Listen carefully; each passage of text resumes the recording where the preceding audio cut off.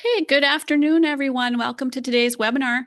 We've got a good sized group, and I can see you're already kind of putting in where you're from in the chat. Please do that.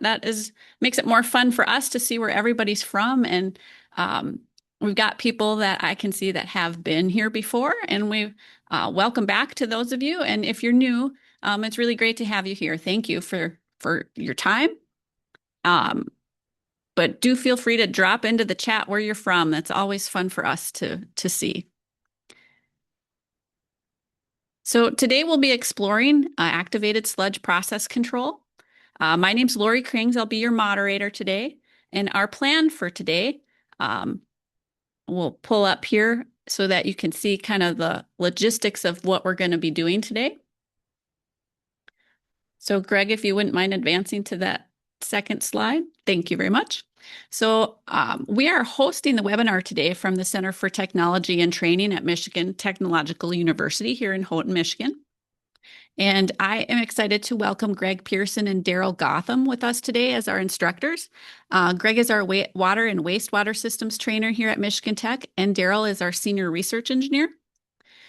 We're really looking forward to what you both have to share with us today.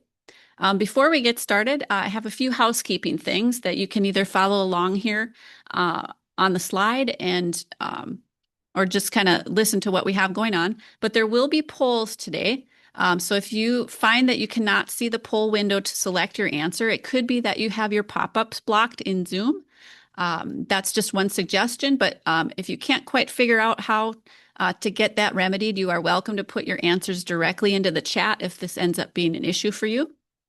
We do have closed captioning and accommodations available. So if you need accommodations or you have difficulty accessing this content, please contact us. We're here to help, but feel free to direct message me privately today or reach out after the session to coordinate for a next time webinar. I'll drop a reminder into the chat as well on how to do that. I'll be sharing today's slides here shortly. I'll drop those into the chat. What you'll see is both a link and a PDF version. Just know that they're both the same files. It's just that sometimes the link doesn't work for everyone. So if that ends up being you, please just try the PDF file. And then just a reminder that for logging in for day 2 for tomorrow, go ahead and use the same login that you used today for Zoom. That will work just fine. But we are recording the webinar today, and we will email that recording to everyone when certificates go out. Please allow up to 10 business days for this to be processed. We are planning to take a break midway today, and you are invited to put questions into the chat, or if you prefer to be anonymous with any questions you might have today, please feel free to use the Q&A at the bottom of your Zoom window. I will be monitoring both of these areas and holding questions for you for when we get to the Q&A section later today. And if you're ever just wondering about anything, just put it into the chat and I'll record it for later, and we can always answer it later.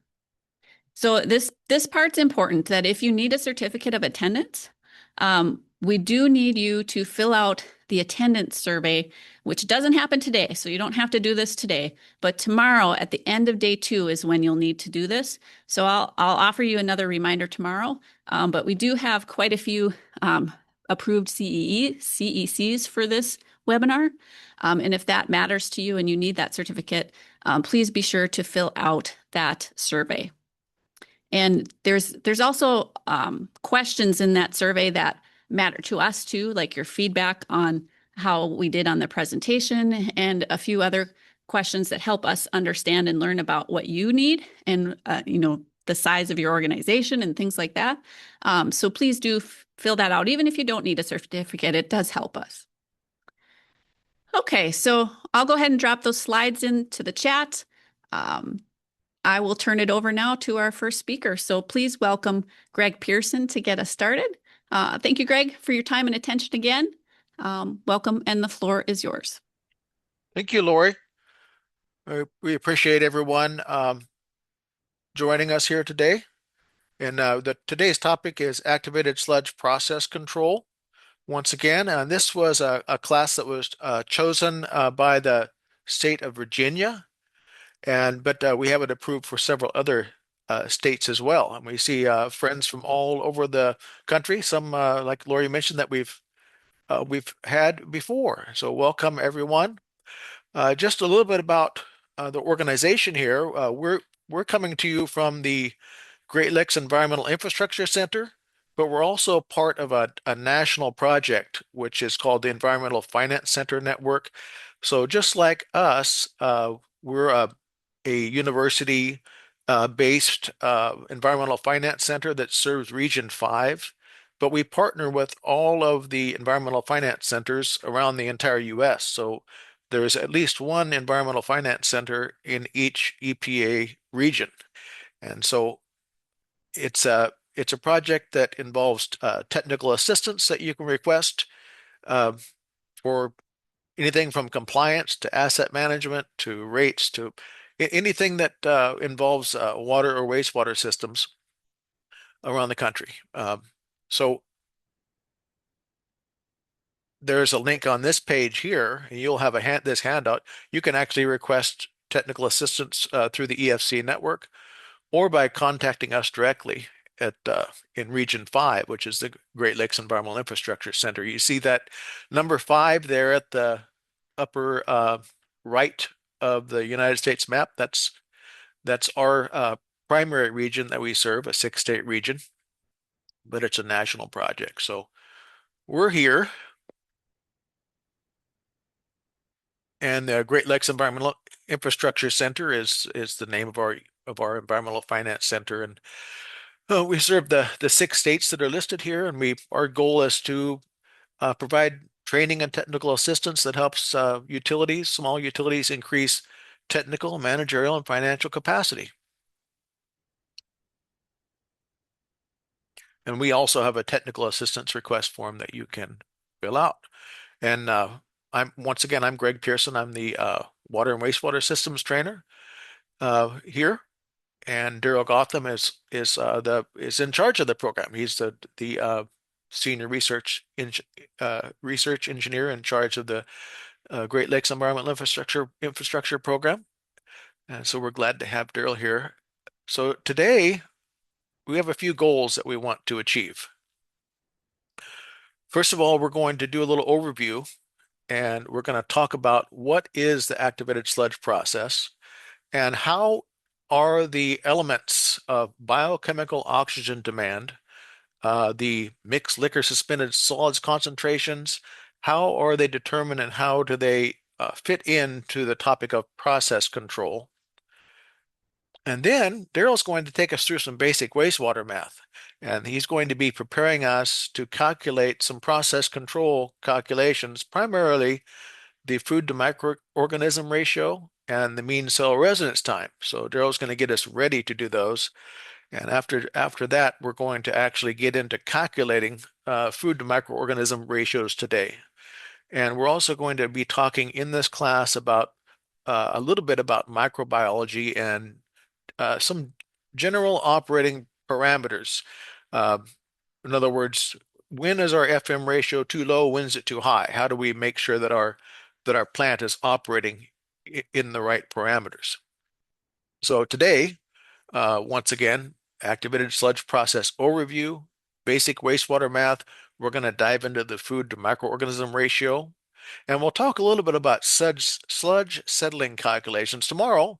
You don't want to miss tomorrow because tomorrow we're going to get into the mean cell residence time calculation for process control, and we'll talk about nutrient removal. And lastly, we'll talk about some common problems that can occur that can affect your final effluent.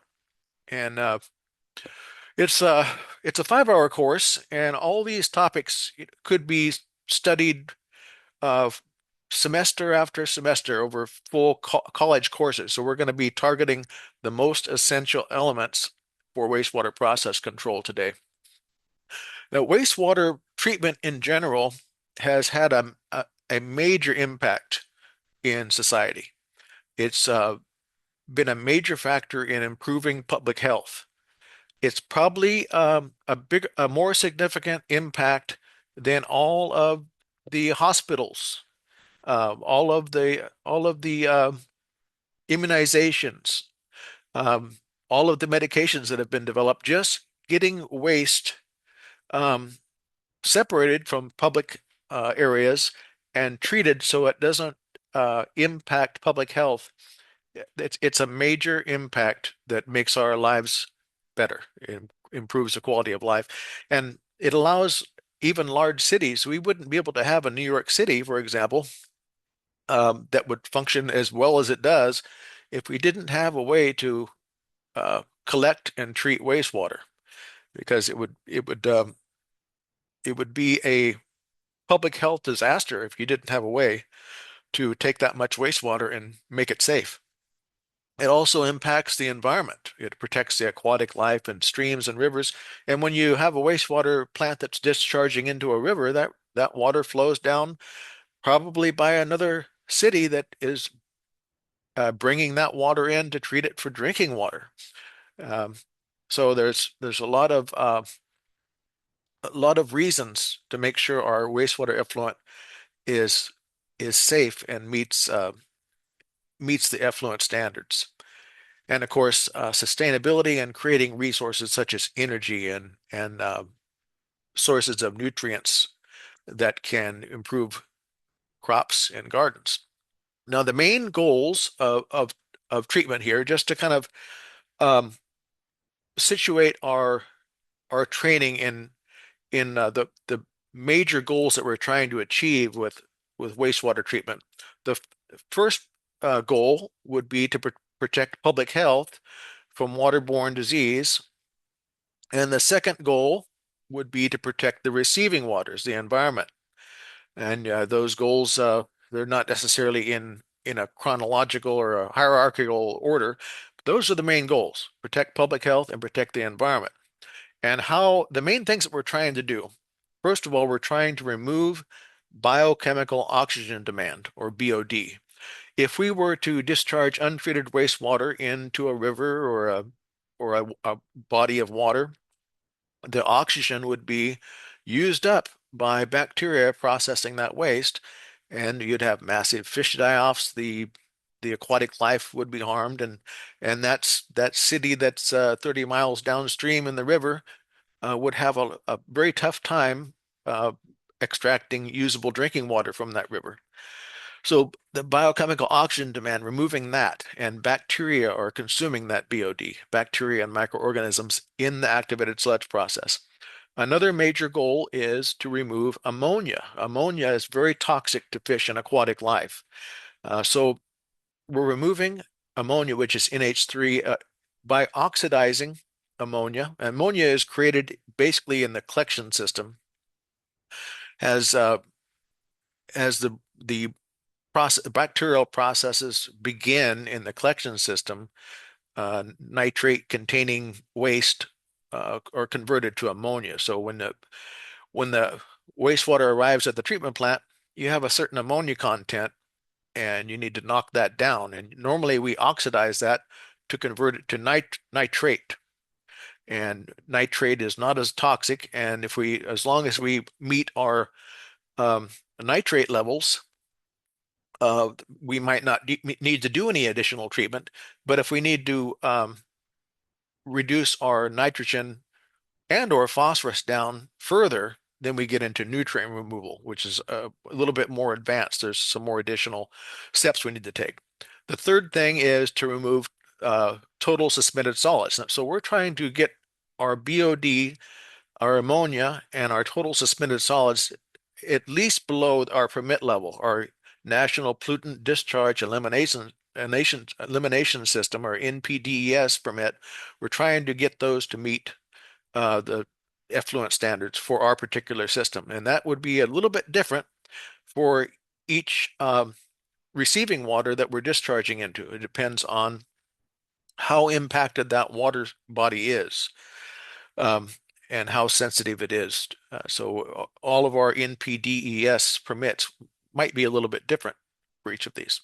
We're also trying to remove and deactivate pathogenic organisms. And finally, as I mentioned, nutrients. And we'll get into nutrient removal a little bit tomorrow. The main the main process in most wastewater treatment is called a secondary wastewater treatment process. And all this really means is we're using bacteria and microorganisms to consume waste. So in secondary wastewater treatment, we're using mostly aerobic microorganisms, and it's mainly bacteria, to consume the organic matter in the wastewater. So those bacteria, for example, are consuming BOD. The BOD is gone and it's converted to biomass. And this prevents the, the receiving waters from having the oxygen depleted. And it also helps to protect public health by eliminating pathogens in the water. A pathogen is something that is a microorganism that causes disease, like E. coli, for example. If you drink water that has E. coli, you'll get sick. Um, so we're trying to prevent that. So the BOD is consumed or by the microorganisms. There's a little process there where they excrete enzymes and they basically consume the BOD and they grow and multiply. So you're creating biomass. The microorganisms in the activated sludge, they don't just their only function is not to consume BOD. They also help to cause flocculation to occur. So if your wastewater has a lot of non-settlable particles, they will help the components in the wastewater to clump together so that they will settle out, and then they can be removed as sludge. Also, there's certain types of bacteria that have specialized functions. For example, there's bacteria that also will nitrify ammonia. It's a two-step process, and so they'll remove the ammonia. And we're going to be talking about that particular aspect tomorrow. The settling of solids has to do with the settling, the size and density of the particle. You see here a range of particles all the way from gravel, which would settle through 1 meter of water, which is about 3 foot, in 1 second. And you go down to much smaller particles, like a 1 nanometer particle, and it would take 200 years to settle it without treatment. So certain, the first four items, certain items here, certain sizes of particles are practical to settle without having any additional treatment. Those solids will settle out just by placing them in a clarifier, and they settle to the bottom, and you remove them as sludge. The smaller particles will not. They require some type of additional treatment, and in this case, we're talking about activated sludge, secondary wastewater treatment, where the microorganisms will consume BOD in the waste. So that's part of what we're trying to do. And here's some images of wastewater flock. You can see the bacterial flock and the microorganisms clumping together to cause larger particles that can be settled out and removed as sludge. So you heard the term secondary wastewater a couple times, but let me show you how secondary compares to primary and tertiary. First of all, the primary treatment is just physical settling of waste solids. You send the wastewater to a primary clarifier, which is a large tank, and the settleable particles will settle out without any special treatment, just placing them in a large container where there's a lack of velocity currents and there's enough time for particles to settle out. So that's called the particles that settle to the bottom of the primary clarifier are those larger settleable particles, and it's called primary sludge. What uh, what happens here is the floatables float to the top as scum, and the settleable particles settle to the bottom as sludge. So that's removed from the wastewater now that's clarified, and the clarified wastewater will now travel on to the next step, which is secondary treatment. So I want you to think about this wastewater now. We had wastewater coming from the collection system.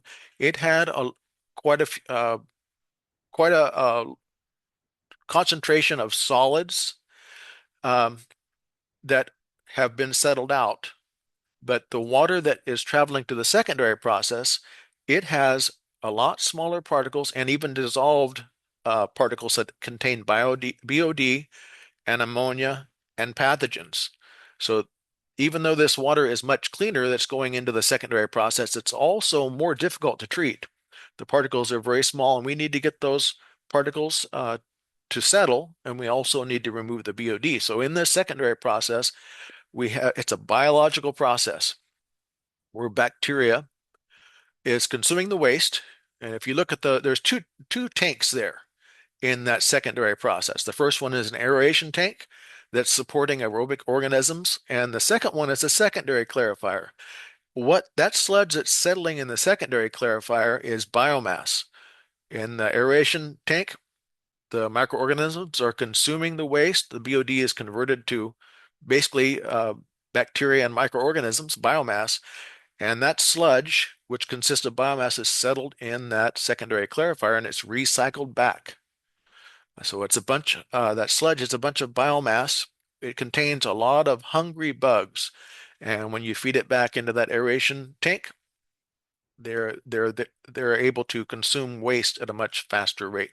Now, if we go on to the tertiary treatment, we have very clean water, pretty clean water, wastewater in the secondary clarifier. That clarified water is pretty clean, so it might be ready to be disinfected and discharged. But if we want to go to a higher level of treatment, we might need to add tertiary treatment.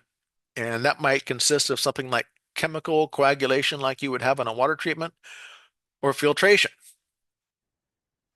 And so we're not really necessarily covering tertiary treatment today, but if you wanted to do additional treatment, you would add something like filtration. And then finally, after this, after we're done treating, if we end at secondary treatment or we end at tertiary treatment, we're disinfecting, dechlorinating, and discharging. We're going to go to our first poll now, and the poll just asks, what statement best describes secondary wastewater treatment?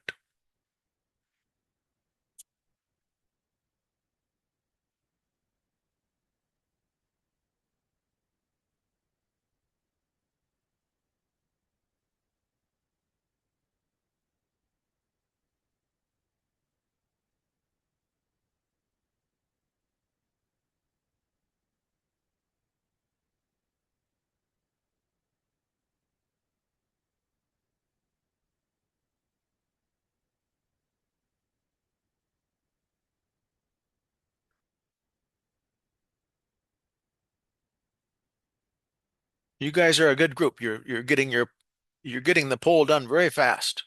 How are you following along so far? Are you enjoying the training so far? I might be going a little bit slow for some of you, and I hope I'm not going too fast for anybody. But I want to make sure that if someone is here that is completely new to activated sludge, I want to make sure that you understand, and for some of you veterans uh, that are experts in activated sludge, let me know if I'm going too slow.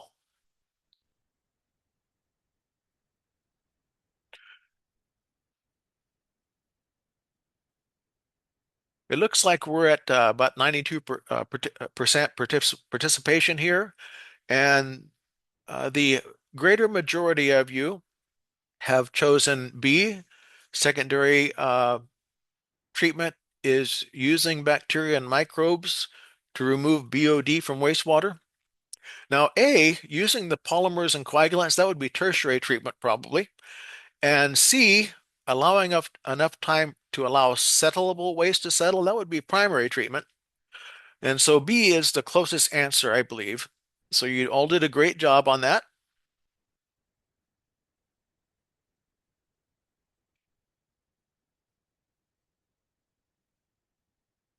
And I'll let you see the results here.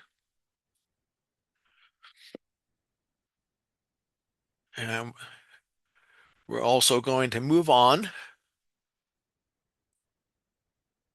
to the next concept. Let me take a peek at the chat here. Someone is asking a question here. Let's just look at this right now, real quick. There is a button in the upper right corner of the presentation screen that says sign in. And thank you, Matthew, and all of you others that gave me some feedback on the speed. The sign in on the top of the screen, is that anything that you've seen before, Lori? Right. For our purposes, everyone is signed in accurately as far as for what we need. What you're seeing is for your individual Zoom window for you to sign in as yourself. And For our purposes, you don't need to do that, but you're welcome to if you desire. Thank you, Lori. We're gonna do a little overview, and then we're gonna, in about probably 10 minutes, we're gonna be turning it over to Daryl, and he's gonna be taking us through math. So I'm warning you ahead of time. Uh, Not warning. Let me use a different term. I'm giving you notice ahead of time so you can think about where your calculator and your pencil is, because you're going to have an opportunity to work a few problems along with Daryl that'll help you prepare for uh, the process control equations. So we'll do a quick overview here, then we're going to turn it over to Daryl. So we're going to do a little process overview of activated sludge, basic activated sludge process. So there's two main components of the activated sludge process. Now that we realize there's primary treatment that happens before this, the primary clarifier, but in the activated sludge, there's two components. There's the aeration tank and the secondary clarifier. In the aeration tank, we have incoming waste. If you look at the image on the right of your screen, you see influent, Q. Q stands for flow. So that's the influent from the primary clarifier. That's wastewater it went to from the collection system to the primary clarifier. Now it's coming into the aeration tank. Now that influent is being combined with the return activated sludge, or the RAS flow. If you look at the bottom of that image, it says RAS. So the biomass that is settled in the secondary clarifier, a portion of that is recycled to the aeration tank. So you have BOD coming in the influent, and you have a bunch of hungry bugs being circulated also into the aeration tank. So you have the food and the eaters, and then there's also, it's an aeration tank, so there's aeration going on too. So BOD and air and microorganisms, that's like adding a blowtorch where you're going to have a lot of eating going on. And by the end of that aeration tank, we hope from if the flow is traveling from the left to the right, but by the time we get to the right of the aeration tank, the BOD should be gone. And now we travel to the secondary clarifier, and all we're doing there, we're simply allowing the biomass to settle and to clarify the water. And the effluent continues on. That activated sludge is settled. A portion of it is recycled back as return activated sludge. That's the RAS. And a portion of it is wasted. That's the waste activated sludge. That's the WAS. So those are terms we're going to be using quite a bit in this presentation. So the return activated sludge flow, it's usually set um, in proportion to the influent flow. It's normally about 70% bugs and about 30% inert material.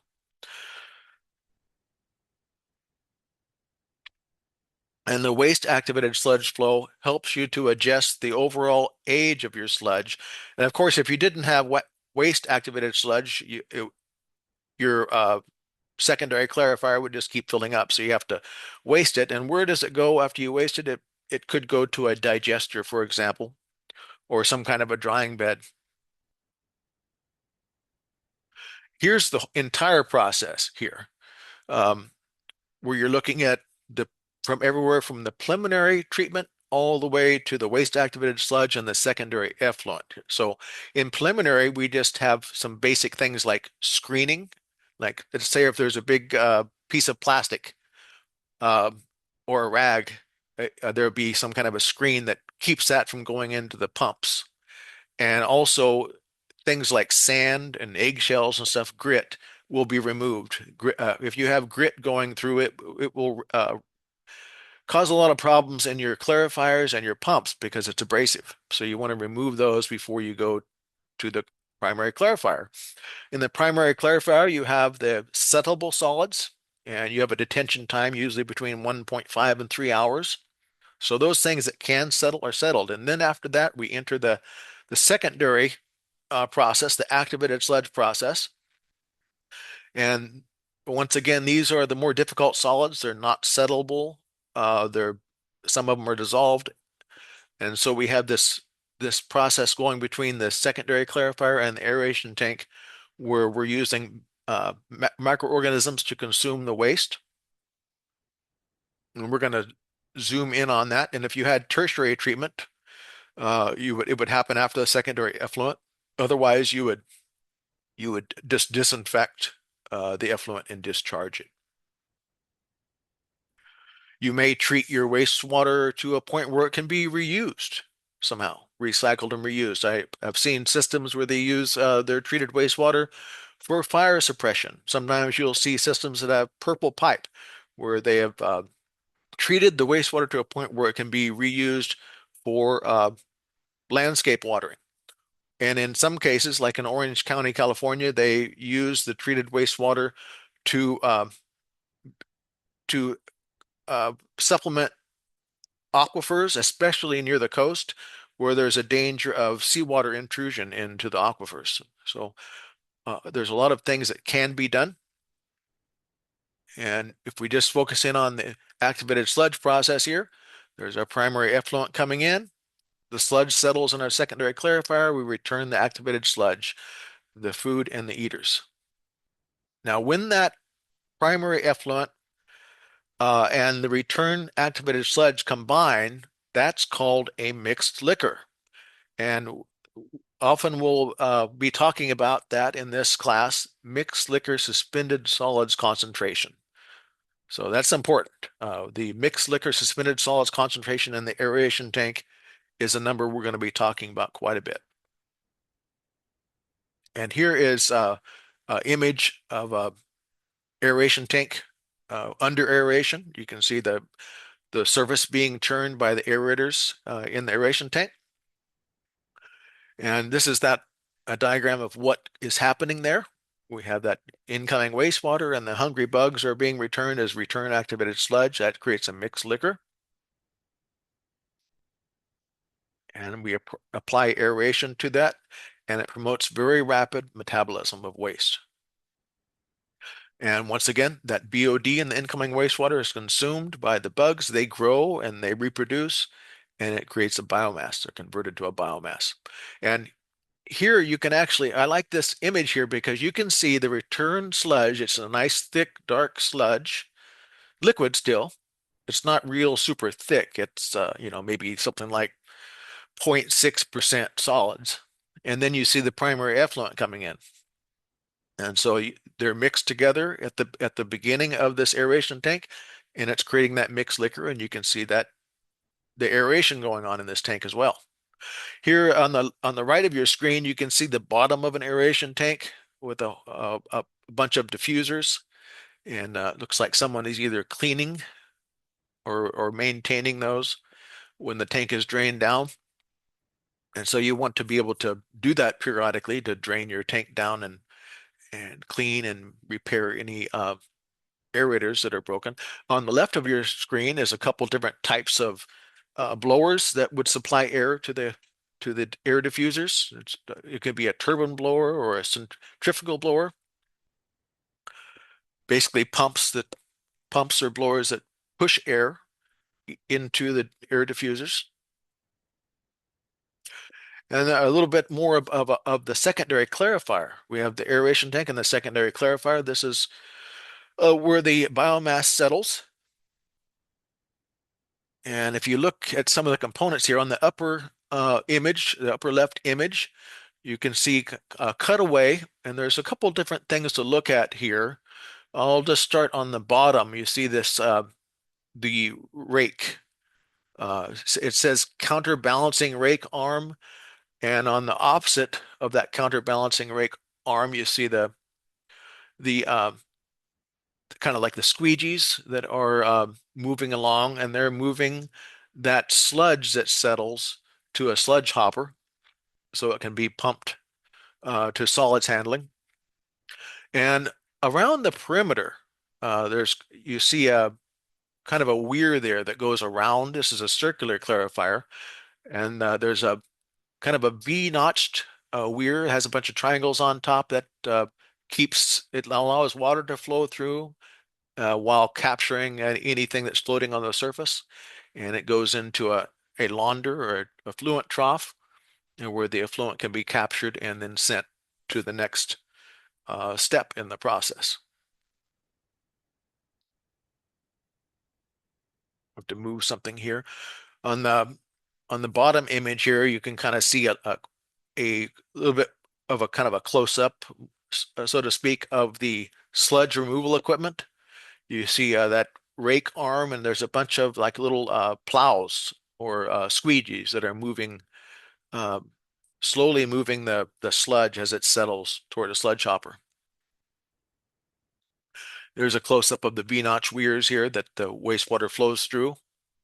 It captures the solids that might be floating on the top there. And this image that I've just placed on the lower right of your screen is a sludge pump that would be removing the sludge from the clarifier towards sludge handling. And here's a little diagram of what's happening in the clarifier. You have the contents from the aeration tank at the end of the aeration tank. Um, we should only have, it's still aerating, but we should only have biomass. We should not have any BOD remaining, or practically any BOD remaining. It might still be a very small amount, but BOD's been essentially removed, and we just have biomass mixing with the liquid, and it pours into the secondary clarifier, and then it's allowed to settle. Everything is very gentle in a clarifier, and so it settles to the bottom. The clarified final effluent continues on, and now the liquid in this system just goes from the aeration, the primary clarifier to the aeration tank to the secondary clarifier to the final effluent. It just keeps on moving. But the solids remain in the system longer.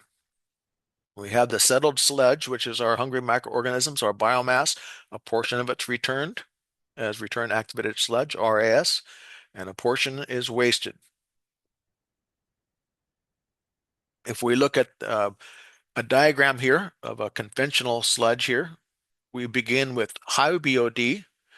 We have the flow and plant flow that's coming in along with the return activated sludge. But by the time we get to the end of the tank, we have low or hopefully no BOD.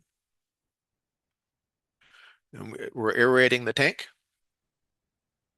The clarified water continues on as effluent, and then we have the RAS flow, the return activated sludge flow, and the waste activated sludge flow. So that's the entire conventional activated sludge process. Now, the things that we're going to be talking about is in the process control equations are the food to microorganism ratio. How much BOD is coming in compared to how many bugs are in the aeration tank? If we don't have enough bugs in the aeration tank, we're not going to be able to consume the BOD by the time it reaches the end of the tank. If the bugs are not cared for well, if we have something like toxicity, or we're holding them in the secondary clarifier too long, the bugs won't be healthy and they won't function well. If we have too many bugs in the aeration tank and just a little bit of BOD coming in, we have hungry bugs that are going to be dying off, and we're not going to have, in either way, if we have too high or too low, we're not going to be having good settling or treatment. Another thing we're going to be looking at is how long does the sludge remain in the system? We're recycling some of it back with return activated sludge. Um, if we adjust the how much we waste, that affects how long the solids remain, or how long the biomass remains in the system. If it remains a long time, it can change actually the character or the characteristics of the sludge. And if we don't hold it in there long enough, it can also change the characteristics. Let's say if we're wasting too much and the sludge is not being retained long enough, it could affect things like our ability to nitrify ammonia, and it could affect the settling. If we hold our sludge too long, we might start developing different kinds of microorganisms that affect the ability of the sludge to settle. So those are some of the issues that we're going to be talking about. Important thing to remember is this is continuous. We're not filling the tank, shutting off the flow, processing the waste in the aeration tank, and then after we get done, refilling it again. No, we're not doing that. It's continuous. The plant flow is always coming in, and the effluent is always going out, unless you have something like a sequencing batch reactor. But still, the collection system doesn't stop. It keeps on coming. So this is a continuous process.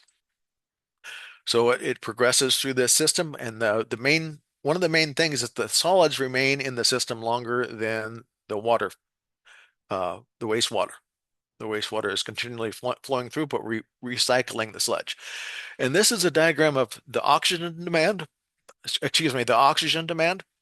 We start out with high BOD levels, and as we progress through the aeration tank, by the time we get to the end, we have very low oxygen demand because the waste has been converted to biomass.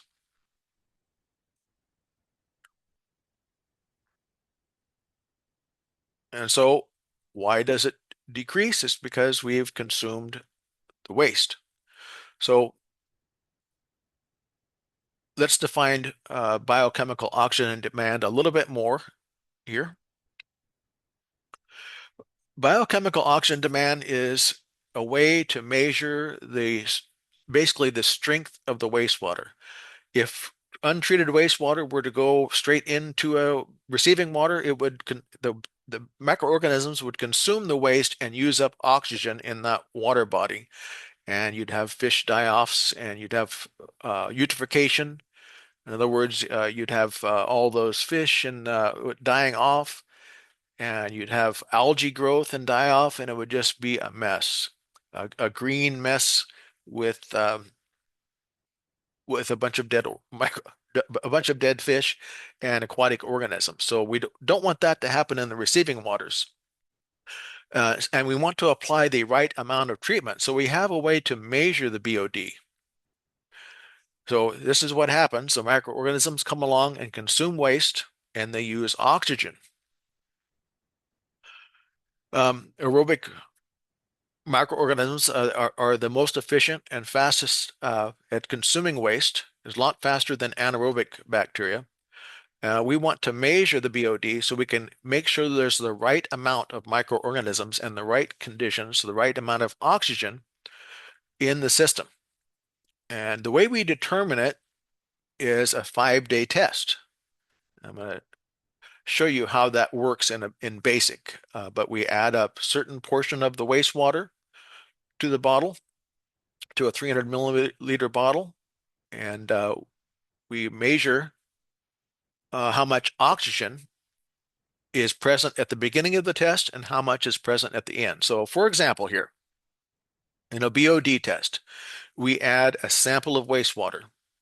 So we take a sample of our influent wastewater or effluent wastewater, or if we want to do some process control in between, like say, for example, after the primary clarifier, we could do some additional testing, but you would for sure be doing it for the influent, and you would for sure be doing it for the effluent because that's for compliance. The incoming is for process control. So you take a portion of the wastewater. So you have a 300 milliliter test bottle, and let's say we just added 10 milliliters of the wastewater sample, and we make up The rest, the other 290 milliliters, is probably deionized water. So we have a proportion here, 10 out of 300. That's a proportion of wastewater. Now, why wouldn't we just put in 300 milliliters of wastewater and test that? Well, probably it would use all the oxygen up in the first couple hours, and we wouldn't be able to accurately measure. It would use up the oxygen too fast, so that's why we dilute it. Then we measure the oxygen at the beginning of the test and then at the end of the test. And here's an example. At the beginning of the test, we have 9.85, and we see that we have at the end of the test, we have a lot lower. We have 3.42 milligrams per liter of oxygen at the end of the test. So what is the difference in that? 9.85 minus 3.42. Let's do it. So over that 5-day test, the bacteria were consuming waste and they were using oxygen. So 9.85 minus 3.42 equals 6.43 milligrams per liter of oxygen was used. But remember, that was only a 10 milliliter sample of wastewater. So we need to convert it back by using that proportion. So basically, we can divide by that p-value. You see that in number one, we looked at a p-value, um, which is a conversion value. 10 over 300, which 10 divided by 300 gives us 0.033. So we can divide by that, divide our oxygen depletion by that 0.033 to convert it to the amount of oxygen that would have been used by the entire sample size if it was 300 milliliters. So if we 6.43 divided by 0.033 gives us 194.8 milligrams per liter. Now that's our BOD.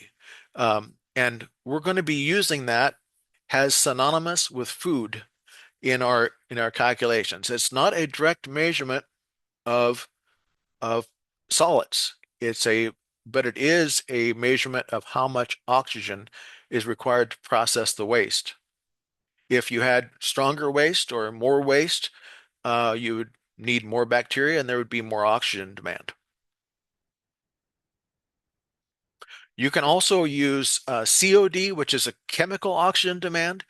Yeah, it uses a chemical oxidizer, but the only difference is that it also oxidizes non-organic substances. So you this chart is an example of how you might correlate COD to BOD.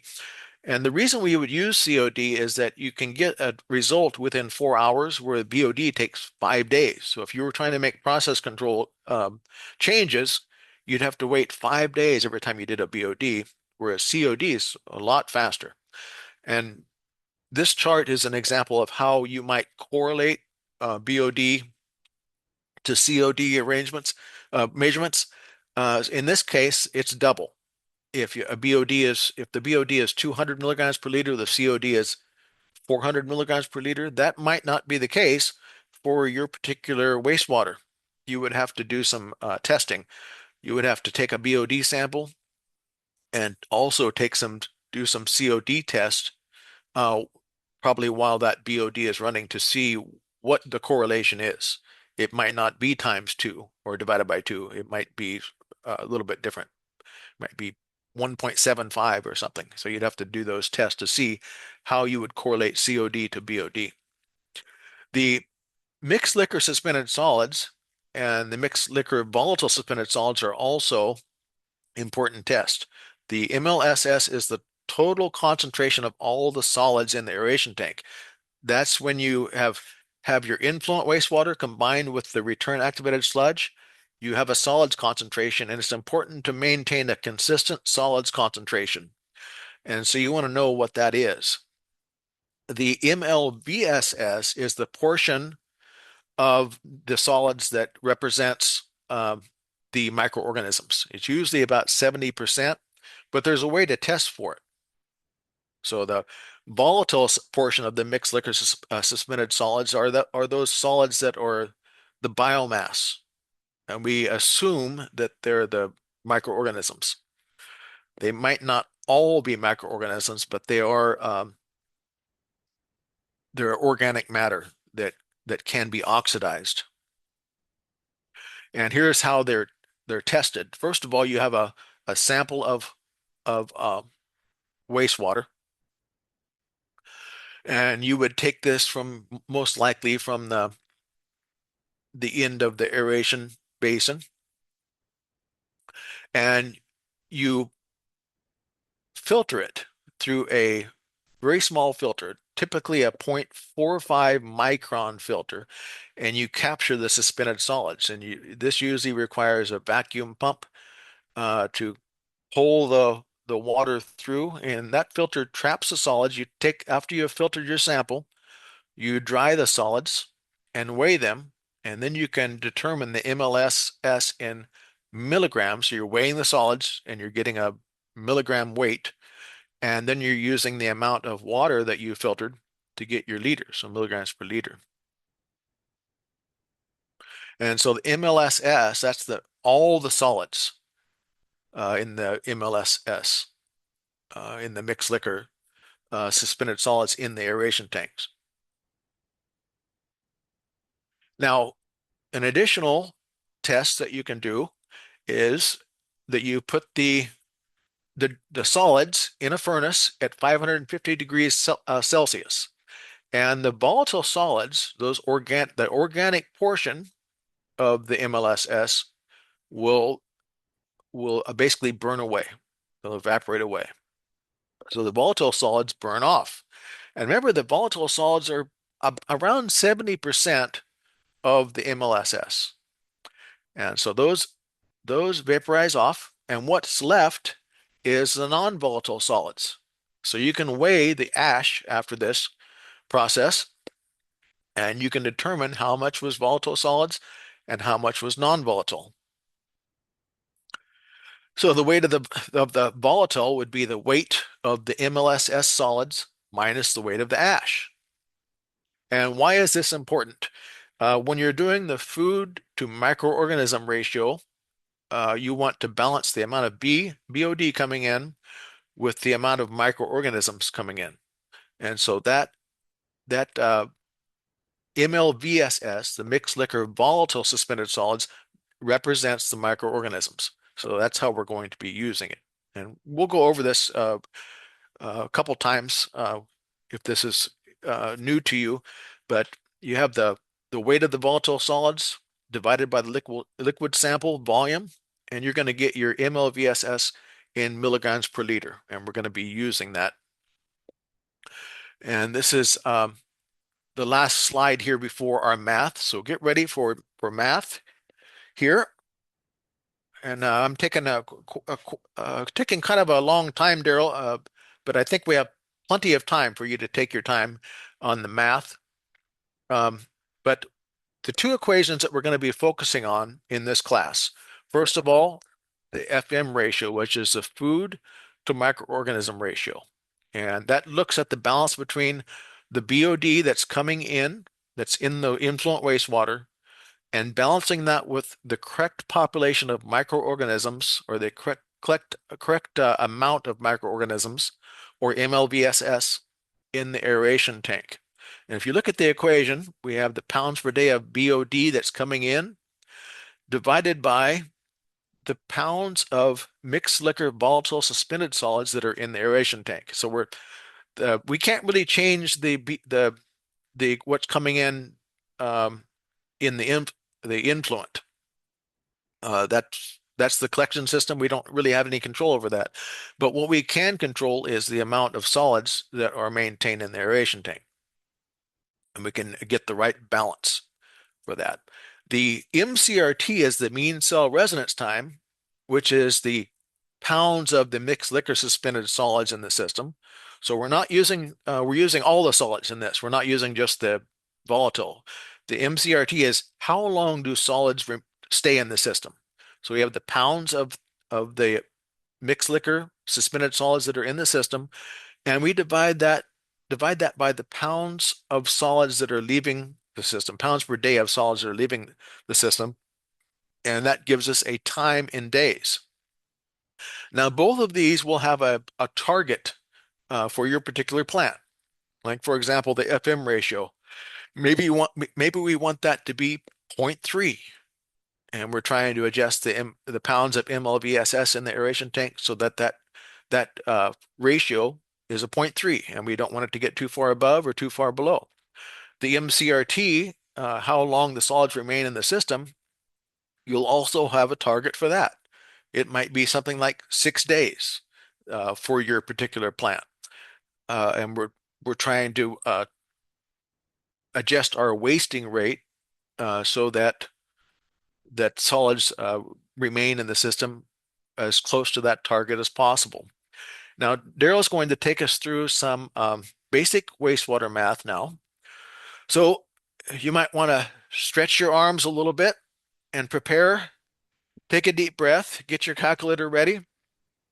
And Daryl, I'm going to turn it over to you and yeah, I think you have plenty of time. Take your time. I'm going to stop sharing here. All right. So I'll start sharing. All right. Can everybody hear me and can you see the slide? Slides are up. I can hear you. All right, great. All right, so good job, Greg. And we're gonna look at some wastewater math, get in some basics, so you guys can do some more work with Greg later today and tomorrow. So what are the goals of this module? We'd like to prepare you to make some process control calculations. Greg talked about FM ratio and MCRT. We want you to be able to calculate volumes and flow rates. Be able to apply the pounds formula. Pounds formula is a really important formula to know.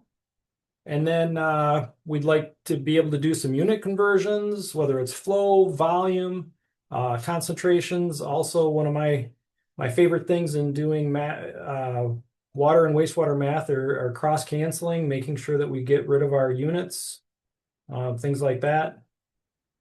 And so, if possible, we'd like you to have, if you can grab a calculator, scratch paper, something to write with, hoping to give you the opportunity to work some of these problems through along with me. And then if you will provide your responses in the chat, Lori will let me know how that's going, and we'll see what your answers are and how they compare to mine. Obviously, we can't wait for everybody to do the problems, but hopefully we'll get some of your responses included. All right, so let's get started. So the first thing we're going to look at is volume, and in particular, the volume of a rectangle. So we know the volume of a rectangle is length times width times depth or height, depending on how you look at it. And then quite often what we'll deal with our volumes are going to be in cubic feet. You can see that's denoted as FT to the third power, or FT cubed, or CF, standing for cubic feet. Why does cubic feet indicate cubic feet? It's because it's in 3 dimensions. It's foot times foot times foot. So if we now, another important thing is we'll need to be able to convert from cubic feet to gallons. Quite often we're giving something, the measurement of a tank, and we have it in cubic feet, and we want to know how many gallons there might be in that, for instance. So we can see from this diagram that there are almost 7.5 gallons in 1 cubic feet. So if we had a box that was 1 foot by 1 foot by 1 foot, and we were pouring milk into it, it takes almost 7.5 gallons. So how do we use the conversion factor? So we're saying if we're going to multiply 1 cubic foot times 7.48 gallons per cubic feet, that's going to leave us with just the gallons. So as you can see, the cubic feet in this will cancel out, and we'll be left with gallons. Well, that's denoted here. The cubic foot over is equivalent to over 1 times 7.48 gallons per cubic feet gives us 7.48 gallons. All right, so let's look at this. We know our volume is length times width times height. We have a rectangular clarifier that has a depth or height of 10 feet. It's got a length of 50 feet and it's got a width of 20 feet. Determine the volume in cubic feet and in gallons. So I guess if you would like to put in the chat what you feel are, first of all, what's our volume in cubic feet? And Lori, if we get some responses, if you would let me know. Sure thing, I will.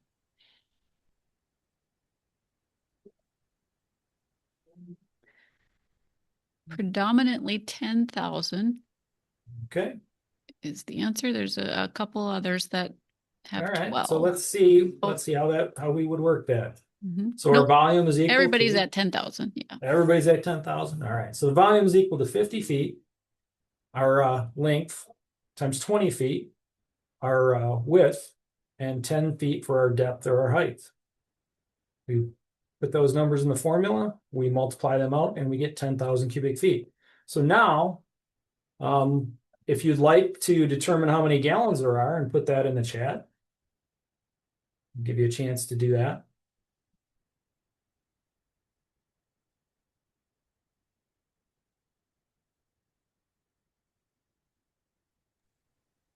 So the predominant answer there is 74,800.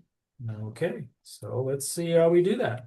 So we take our 10,000 cubic feet, we multiply that by 7.48 gallons per cubic feet, that factor that we have identified earlier. The feet are going to cancel out, and we're going to be left with 74,800 gallons. So one of the things, there will be a couple poll questions, and I encourage you, if you've got your pencil and paper, you may want to write down some of these formulas that we have. You may want to write down conversion factors, like the 7.48 gallons per cubic feet, because those might come in handy when it comes time to do the poll questions. All right, so every cubic foot contains 7.48 gallons. As I said, we've canceled out our cubic feet. So there's another way that we can look at, what is a gallon? A gallon is equal to 231 cubic inches. So,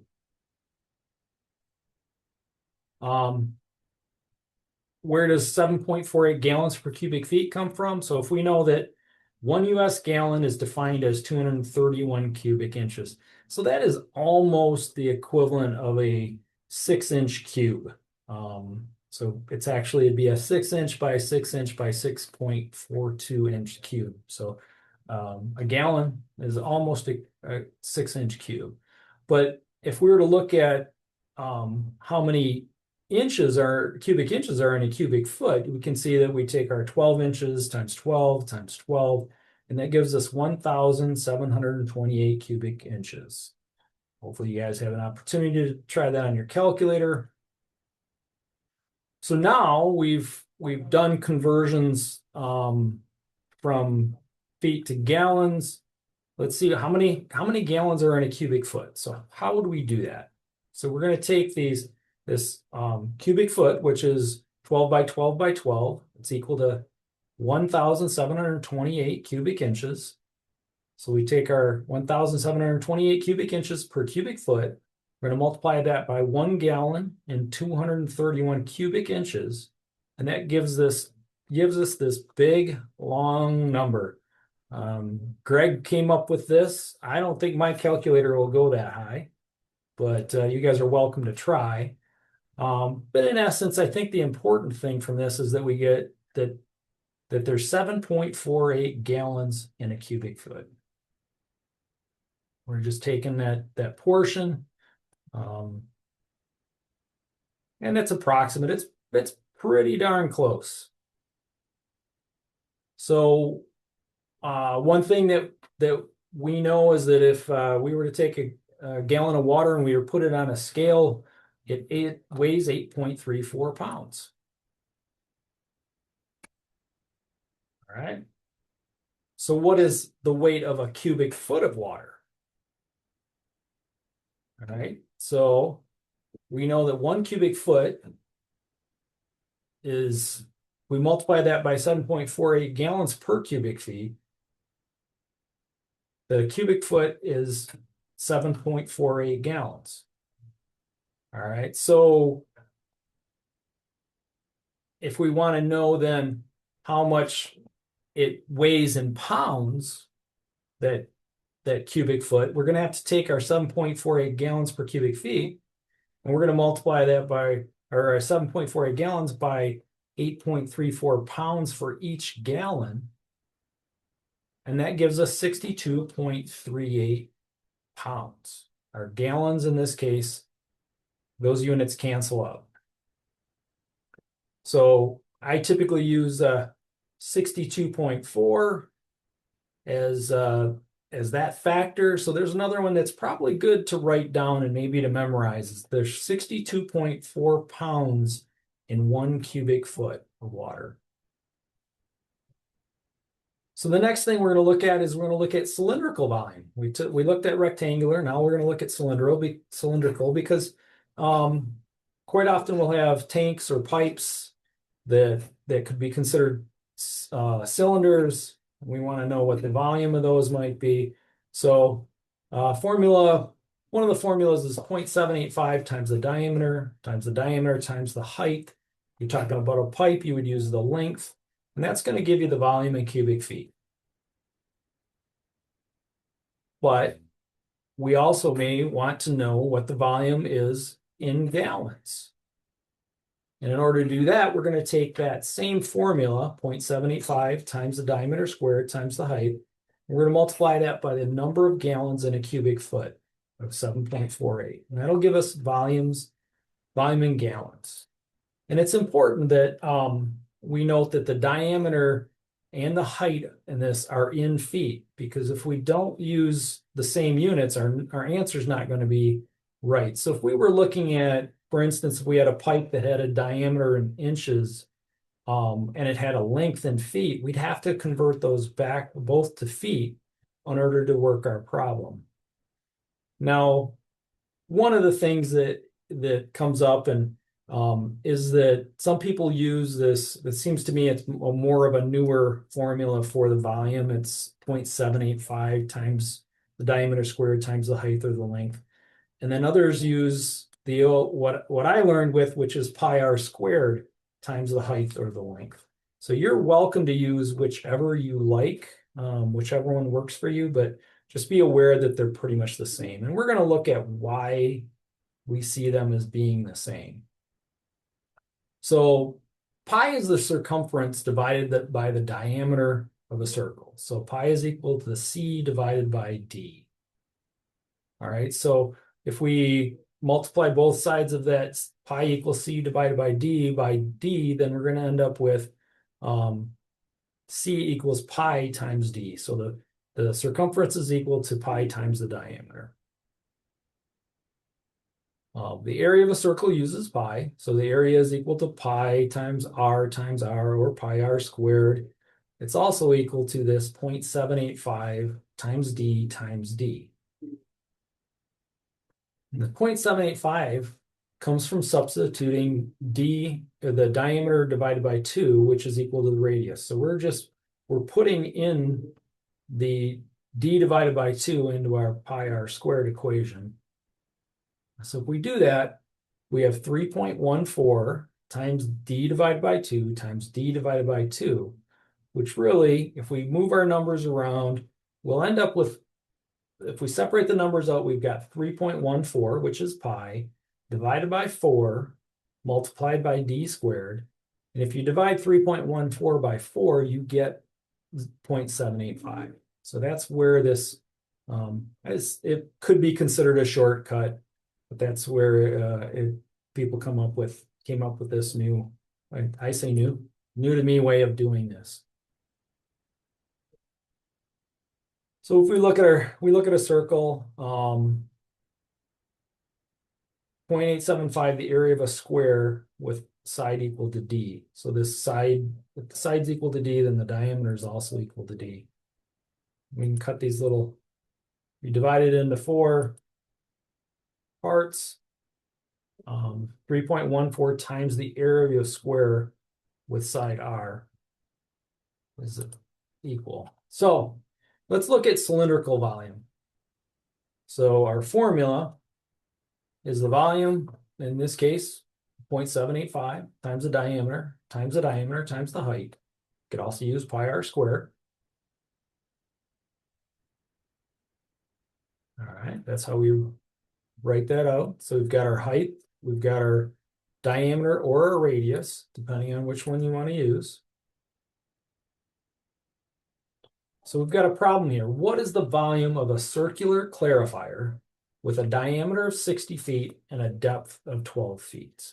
So if you would like to work that problem and put your answers in the chat, then Lori can let me know how those are coming out, and then we'll solve it to see how you guys are doing.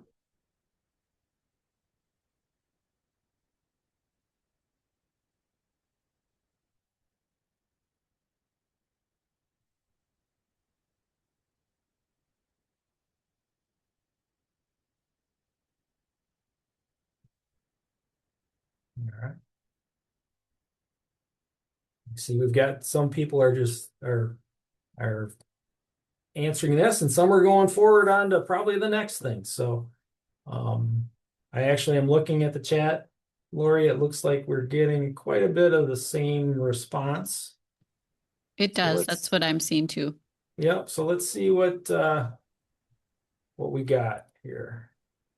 So if we put our numbers in, 0.785 times 60, the diameter times 60 times 12, the height, we get 33,912 cubic feet. I see there's some variations, and that could be just like especially if you're using pi. So we'll do that here. If you're using pi and you had taken it out, you put it into your calculator and you had all those extra digits on there, that could definitely change your answer. So yeah, I see a note, somebody using probably on pi in their calculator got a slightly higher number. But if you put it in either way, if you're using 3.14 or you're using 0.785, you should get 33,912 cubic feet. So then the next thing is how many gallons? And I see some people already putting responses in. So we'll go, this is how you do that. You take your 33,912 cubic feet. You have to multiply it by 7.48 gallons per cubic feet. And if we do that, we should get 253,662 roughly. It depends on where you want to round to. So as I had said, 3.14 is a truncated version of pi. It can affect your answers. Typically, I mean, I always like to look at these things based off of, if I'm taking a certification exam, usually a lot of those are multiple choice, in which case you're going to be, you're probably going to see the answer that's close enough. Even if you used the truncated version of pi and the answer was in the calculator button version. So the next thing I'd like to look at is the weight of water. We talked a little about that previously. So in that case, we're going to take the number of gallons that we have, and we're going to multiply that by our 8.34 pounds per gallon to get our weight. So 8.34 pounds per gallon, that's probably another thing that another conversion that I might note on my notepad as I'm doing this. So how much water does the waterway in a barrel, filled barrel measuring 18 inches in diameter and 3.8 feet in height. Okay, so our first step is going to be convert inches to feet. So how do we go about doing that? That's a pretty simple one. We're going to take our 18 inches and we're going to divide that by 12 inches per foot to get the number of feet. 18 divided by 12 gives us 1.5 feet. All right, so the next thing, we want to use the cylindrical volume formula. So I guess we'll give everybody a chance to do that and see what kind of responses we get.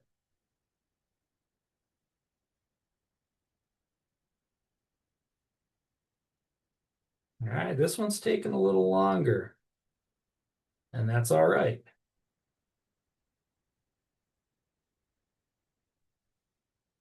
There's a it's a little longer formula. We've got a few different answers. And we got people converting it from gallons into feet, and going on. We got all sorts of things going on. All right, so I've seen answers in pounds. I've seen answers in gallons. Let's see. So let's get our answer in. Let's put in our formula. So we're going to use 0.785 times 1.5, the number of the diameter of our barrel in feet. Multiply that by the height, 3.8 feet, and then we're going to multiply. We're going to go right to gallons with this. So if we do that, we're going to get 50.2. I'm sure that a lot of the answers that we've seen here were the number of cubic feet, but it's great because I didn't specify, but to take it all the way to gallons, this is how we would do that. So now we've got it in gallons, and our whole thing was to go from gallons to pounds. So what's the next step? We're going to need to calculate the weight. So if we take our 50.2 gallons, we multiply that by 8.34 pounds per gallon, we get 418.7 pounds. And I've seen going back in the chat, we had several people quite a while ago that had already gotten to that point. So hopefully everybody's getting this. If not, I apologize. Another thing that we have to consider and we need to know is how to convert from gallons to million gallons. So quite often we've got these big tanks.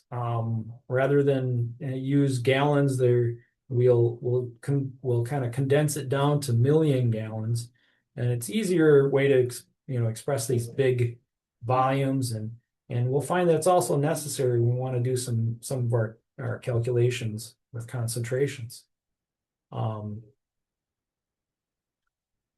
So we've got a 450,000 gallon tank here. What's the volume in million gallons?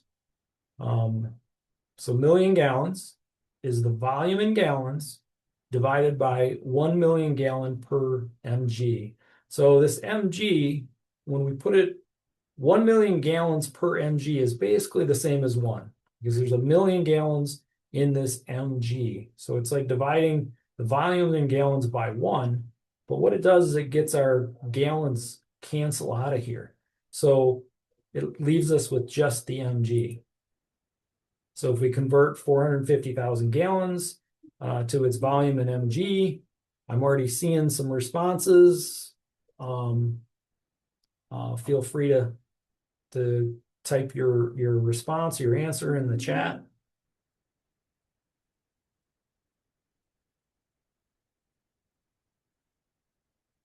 All right, we're getting a lot of 0.45s. Let's see. So this is how if you're not sure how to do it, you're going to take your 450,000 gallons. You're going to divide by 1 million gallon per mg. In this case, our gallons cancel out. The mg comes up to the top because it's in the denominator on the denominator of this. So that gives us 0.45 mg. Another trick is you can just move the decimal point over 6 places. So you move it over 1, 2, 3, 4.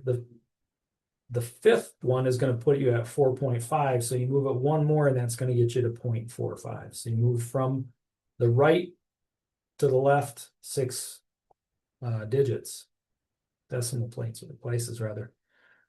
All right, so we're on to our first poll here. We've got a rectangular aeration tank. It's 30 feet wide. It's 200 feet long, and it's got a depth of 13 feet. What is the volume of the tank in gallons? Also think about what the volume is in million gallons. All right, so we are at past the halfway point. I think we should probably take a break here. Any thoughts, Greg, on how long you would like for a break? Lori?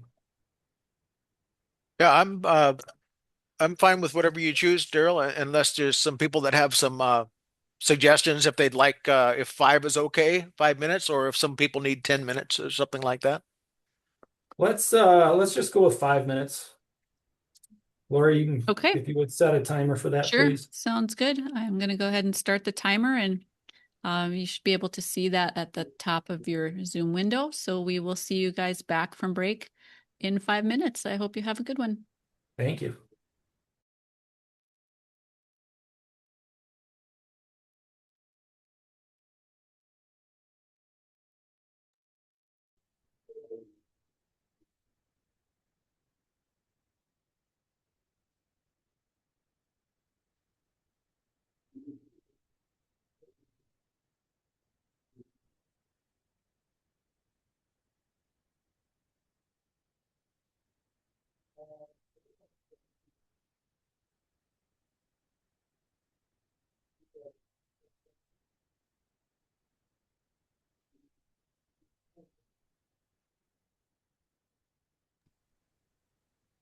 I hope everybody had a good break. Welcome back. We're going to get started here again.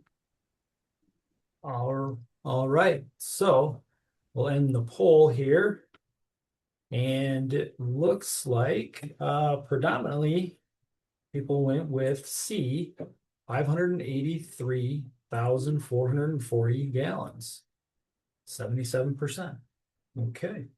So we will go through the problem then. So let's look here. Yes, that is the answer, C, 583,440 gallons. So we've got our tank. It's 200 feet long. It's 30 feet wide. It's 13 feet high. What's the volume in gallons? So first we're going to determine what we would determine we take the length times the width times the height, which would be the volume in cubic feet. We're going to multiply that by the 7.48 gallons per cubic foot, that factor. So we do that. We've got our 200 times 30 times 13 times 7.48. Our cubic feet will cancel in this case, and we're going to have an answer in gallons, 583,440. Now, if we want to take the next step and determine how many million gallons that is, we can either move the decimal point from 4 or 6 digits from the right to the left, or we can divide by a million, and that gives us 0.58344 mg, or approximately 0.58 million gallons. Okay. So our next thing is we're going to look at is flow rate. And quite often, flow rate can be in a couple of different things, but quite often we're going to see it in gallons per minute. So that's the number of gallons over an amount of time in minutes. So in this example, we have a pump that fills a 5,000 gallon tank in 12 minutes. What is the pump output in GPM? If you'd like, you can put your answers in the chat.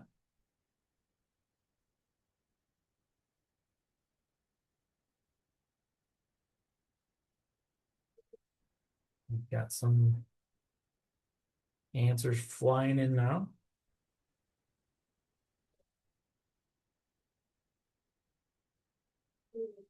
All right. I'm seeing a lot of the same answers. Okay. All right, so let's look at how we would do this. Oh, there we go. Got the animation of our pump filling the tank up.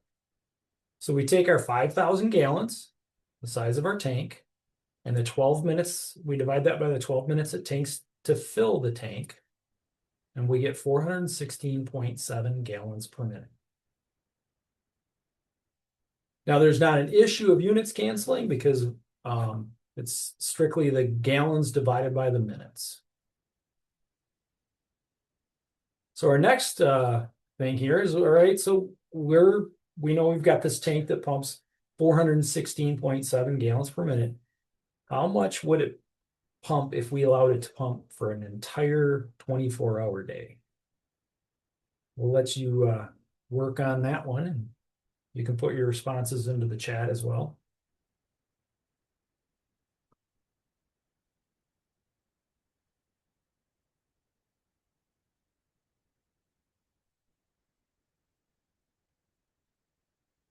All right, we're getting responses in gallons. We're getting responses in million gallons a day.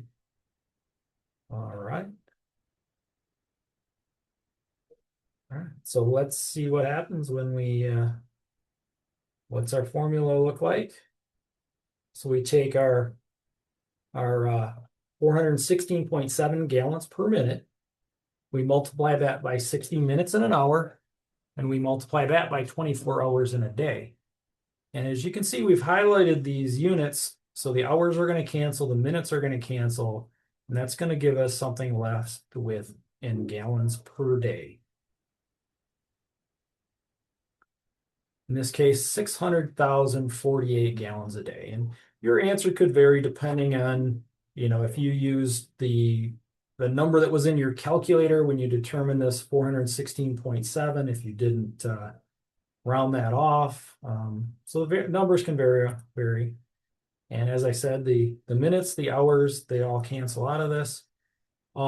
This is something that some people like to just use as a factor in these cases, the number of minutes in a day.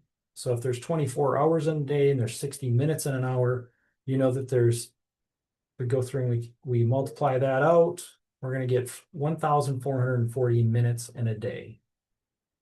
So that is another number that you could use. I prefer to use hours, minutes, even if we're going down to seconds potentially, just because I know there's 24 hours in a day, 60 minutes in an hour, and 60 seconds in a minute. All right, so flows in MGD. We talked about that in gallons per, MG, an MG is million gallon or gallons per million gallon. MGD is gallons per day divided by the million gallons per MG. We've mentioned just recently that there's 1,440 minutes in a day.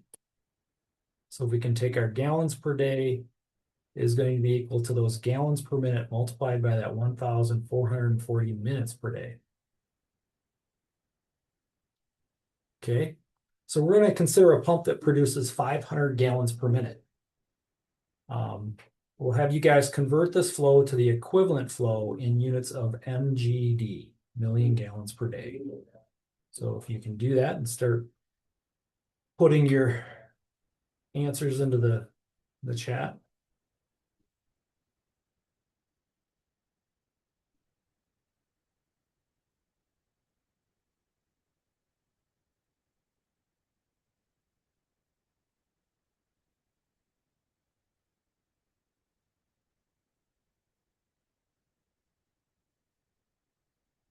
Okay. Like we're consistently getting the same number. Hopefully everybody's not just using the number that the first person put in. But let's look at that. Let's look at that problem here. So we'll take our 500 gallons per minute and we're going to multiply that by the number of minutes in a day, 1440, divide that by our million gallons per mg. We do that. That's going to give us 720,000 gallons per day divided by 1 million gallons per mg, or 0.720 mgd. All right. Good job. Let's move on to our next concept. So the next concept that we're going to talk about is detention time. So detention time is the time for wastewater that the water remains in a tank or in the process. So for detention time, we're going to take our volume and we're going to divide it by the flow. So the volume in this case we're looking at is in gallons, and our flow is in gallons per minute. So that's why it's important to be able to convert things into gallons, and it's important to be able to convert things into from other flows into gallons per minute. So in this formula, the gallons are going to cancel out, and we're going to be left with only minutes. So it's just going to be a unit of time. So we've got a wastewater plant that has a flow of 530 gallons per minute, and it flows through an aeration tank with a volume of 0.25 million gallons. How many hours does wastewater remain in the aeration tank? All right, so this is an example of what we have here.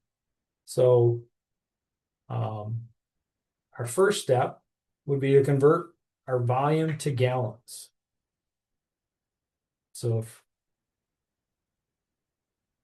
we can, we've got answers already coming out for the solution. So the first thing, and we'll just work through this one kind of slow. Convert the volume to gallons. So the first thing that we do with that is we're going to take our 0.25 mg. We're going to multiply that by our million gallons per million gallon. So that's going to get rid of the mg's, and it's just going to be left, we're just going to be left with something in gallons. So the next thing is we're going to need to convert that, we're going to divide that volume by our flow. So if we take our 250,000 gallons and we divide that by the 530 gallons per minute, that's going to give us, the gallons are going to cancel out, and we're going to be left with something in just minutes. So that's 471.7 minutes. Now, this one was a little tricky because the question asks for how many hours does it remain in the tank. So we need to convert from minutes to hours. We do that, we divide our 471.7 minutes by 60 minutes in an hour, and that gives us 7.86 hours. And it looks like we've got several people who have responded with 7.86. So hopefully we're doing something right here. Okay, so let's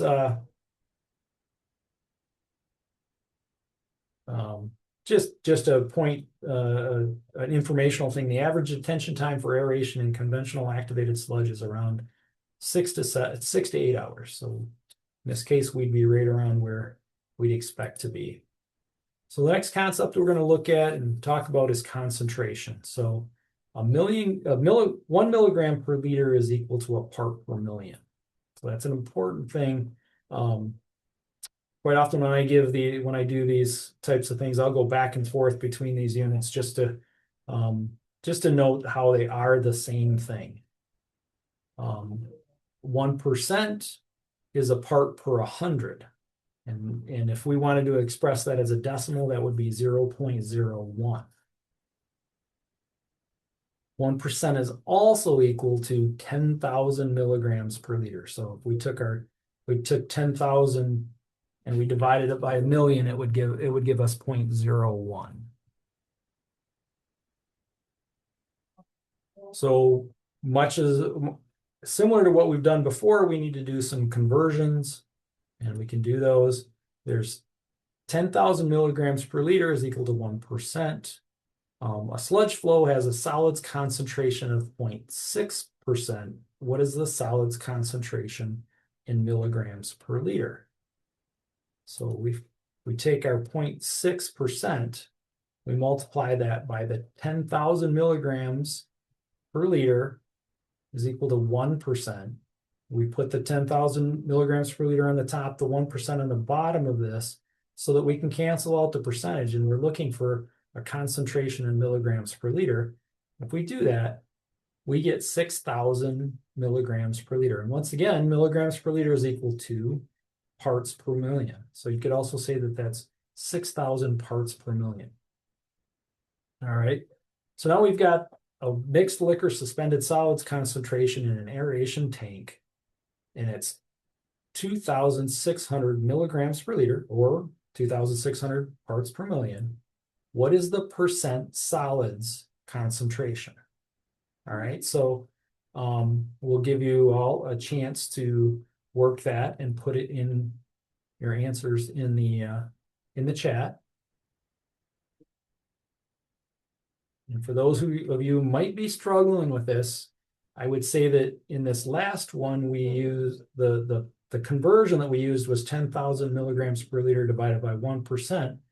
In this case, you're going to want to flip that upside down to use that, to manipulate that and use that conversion.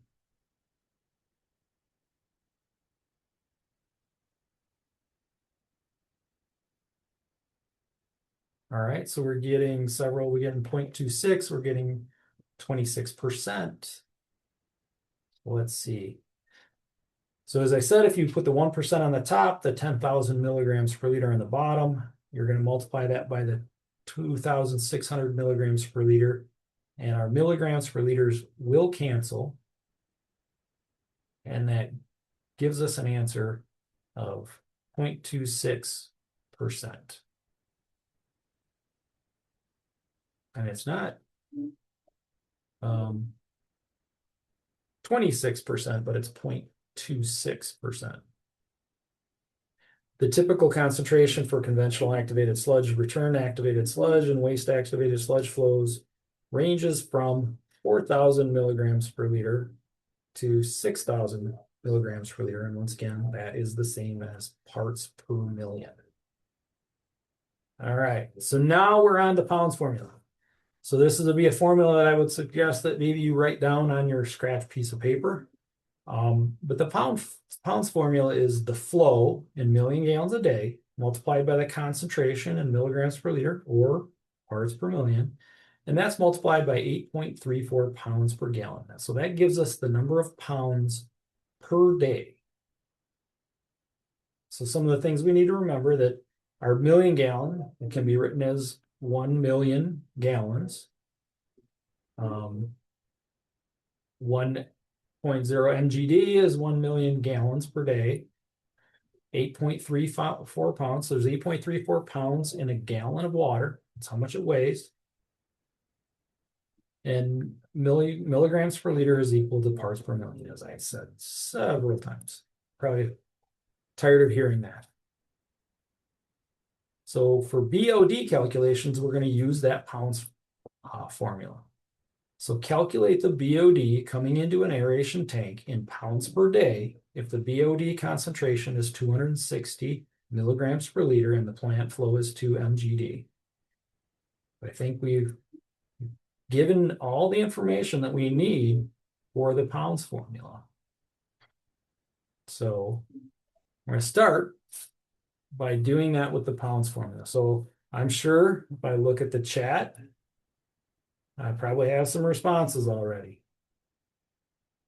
Oh yeah, lots of responses. All right. Consistently coming in. There's one that's different. We've got, and there's some rounding things I see, which hopefully that's not I mean, it shouldn't be significant, it shouldn't be an issue. If you're, we're at a couple decimals. So let's look at how we would solve that. So our pounds formula is the pounds per day is equal to the flow in million gallons a day times the the milligrams per liter of BOD, our concentration, times 8.34 pounds per gallon. If we put those numbers in, our flow was 2, our concentration is 260 parts per million, and times 8.34 pounds per gallon, we get 4,336.8 pounds per day.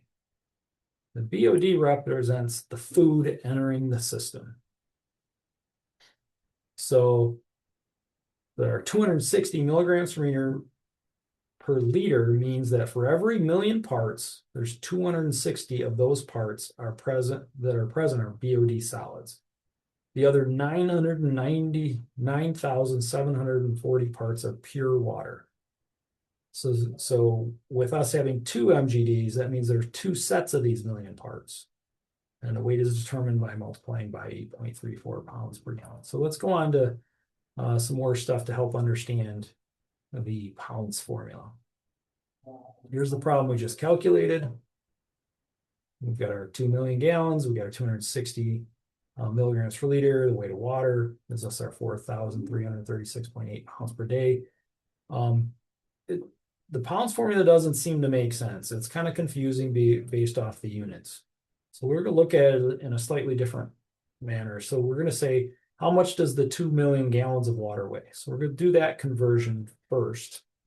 If we do that, our 2 million gallons times our 8.34 pounds per gallon, that gives us 16,680, or 16,680,000 pounds.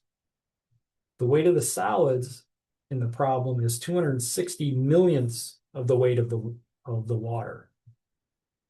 So that's another way to look at it. So if we take our 260 parts, we divide it by a million parts, and we're going to multiply that by the number of pounds that we have. And that gives us our 4,336.8 pounds per day. And we note that the millions can cancel. And we can just go with 260 times 16.68. So, all right, so we're going to have you work a problem here shortly. So remember, the pounds formula is the rate in pounds per day is the flow times the concentration times 8.34 pounds per gallon. So we've got a wastewater treatment plant that has an influent flow of 600 gallons per minute that contains a concentration of 220 milligrams per liter of BOD. How many pounds of BOD are coming into the plant per day? So we'll give you an opportunity to answer that.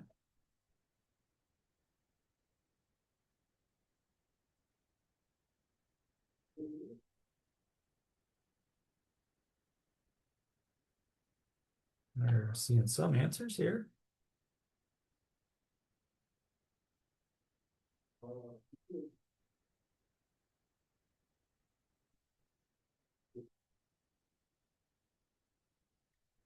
I think one of the things to keep in mind here, if you're doing this problem, is that our formula requires that the flow be in million gallons a day, and they gave it to us in gallons per minute. So that has to be taken into consideration. So we've got several different answers.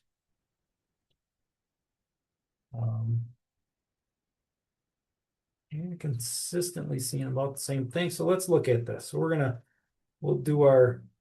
convert our flow to MGD. As I mentioned, that could have tricked some people. So the first thing we do is we'll take our 600 gallons per minute. We're going to multiply that by the number of minutes in a day. And we're going to divide that by a million gallons for our MG. So the minutes are going to cancel out. The gallons are going to cancel out. And we're going to be left with 0.864 MGD. So now if we use the pounds formula, we couldn't do it until we made that conversion. So if we do that, we put our 8.864 MGD, we multiply that by our concentration of 220, and then by the 8.34 pounds per gallon, and we get 1,585.3 pounds per day. All right, so we are on to our third poll, and this is the end of my part of the training. Why don't we give everybody 5 minutes to do this? I'll come back and go over it, and then Greg can take over.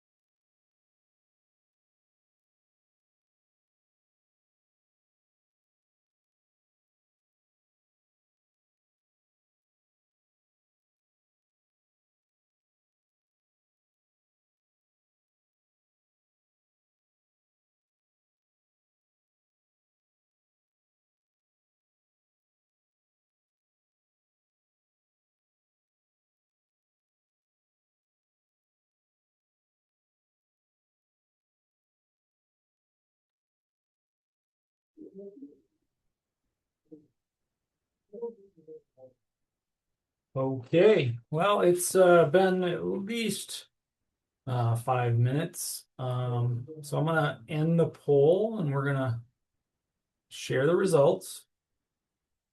So let's see. So 70% of the respondents said A. So let's see what we find um, when we work the problem. Okay, so we've got a 12 by 25 by 100-foot tank. The MLS, let's see, it's 22,400 milligrams per liter. How many pounds of mixed liquor solids are in the aeration tank? All right, so our first step is determine the volume in million gallons. We do that by taking our 150 feet by our 25 by 12. So that's going to give us volume in cubic feet. We'll multiply that by our 7.48 gallons per cubic feet. So it's going to give us a response in gallons. The cubic feet are going to cancel. And then we're going to divide that by 1 million gallons per mg, which is going to get rid of our gallons and leave us with a response in mg. We do that and we get 0.3366. Our next step is to use the pounds formula. So to use the pounds formula, we're going to take our 0.3366 mg. We're going to multiply that by our concentration of 2,400 parts per million, multiplied by 8.34 pounds per gallon. And that gives us 6,737.38 pounds, which is answer number 8. So next, we will move this on to Greg. I will stop sharing my screen. We have a lot of good mathematicians out there, Daryl. I think so. We're going to have to start planning advanced activated sludge process control right away because this group has mastered this topic already, I think. Yeah, and I guess I would what I'd like to say to everybody is this is kind of different from what I've done in the past. Math is tough to teach virtually, so I encourage you to fill out the post training survey and give your comments in there. It's important to us, and especially for those people who want to get their CECs to complete that form. All right, Greg, I'll let you take it away. Yeah, thank you, Daryl. That was great. I enjoyed that, and I appreciated everybody's participation. And so, in this last few minutes here, we're going to talk about the math for calculating the FM ratio, and the FM ratio and the mean cell residence time are kind of two different ways to approach process control. Um, so, just to kind of recap the overall purpose of the process control calculations that we're going to do is the FM ratio and the MCRT. We're going to use those to kind of analyze how well our plant is performing and if we're in the right range of the parameters that we want for a plant here. See here, it seemed like that was a slide we already saw before, but we're going to delve in a little bit to the food to microorganism ratio here. We're looking at the ratio of the BOD coming in, that's the food that the microorganisms are going to eat, to the microorganisms in the aeration tank that are there and available to consume the BOD. We want that to have the right balance. Now, I want to mention, where do we get these samples from? The BOD is that 5-day BOD test taken of the influent wastewater. That's the wastewater that's coming into the process, into the activated sludge process. So that's the BOD. Where do we get the mixed liquor volatile suspended solids sample from? Well, we're collecting that from the aeration tank. And there's a couple of different thoughts on where you collect the sample. Some people say that they just want to collect it from a really well mixed portion of the aeration tank, but most of the time people collect it at the end of the aeration tank. And there's a couple good reasons for that, because you can also, with that same sample location, you can also do some settleability test. How well is it settling? And so most of the time it's collected at the end of the aeration tank. But the main thing is to collect it in the same spot each time so you have some consistency. The equation here, you notice there's 2 pounds formulas, and Daryl took us through um, some pounds formulas and all of the calculations that would lead up to being able to calculate these pounds formulas. You notice there's pounds per day of BOD on the top of that ratio. So you have a flow in million gallons per day that you're using and the BOD results for that. On the bottom, you have the mixed liquor volatile suspended solid. So we're collecting a sample from the aeration tank. We're doing that MLVSS procedure where we filter out the MLSS solids and then put that sample in the oven to vaporize away the volatile suspended solids, and then calculate what's the actual weight of the volatile suspended solids portion. We're doing another pounds formula on the bottom using the volume of the aeration tank and the concentration of MLVSS solids. So that's where those samples come from. And we already discussed this before, but that MLVSS is a part of the total MLSS solids. The mixed liquor volatile suspended solids, usually about 70% of the total amount of the solids.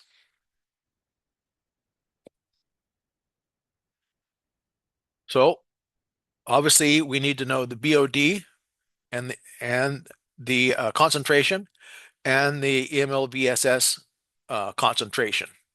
And then we're going to use the pounds formula on the top and on the bottom. Now there's a range of target FM ratios, and we're going to look at for conventional activated sludge plants. Generally, that range is between 0.25 to 0.45. Now don't you don't want to be outside of that range, uh, but you also want to have a target FM ratio that you're shooting for. You might have a target ratio of 0.3 or 0.35, something like that, and you're trying to maintain that ratio for your plant that works the best. And there'll be a way that the plant is designed, and there'll be characteristics of the wastewater, and things can change seasonally. You can have different amounts of solids coming in uh, for various reasons. There can be changes in the amount of people that are discharging to the system. Maybe you have like Houghton, Michigan, where we're at. It's kind of a small town, probably around, I guess, around like 5,000 people, and that increases to like eight 8,000 or maybe 9,000 people during the school year with all the students there. And then there's also seasonal increases and decreases based on uh, tourist seasons, for example. So that can change the characteristics of the incoming BOD.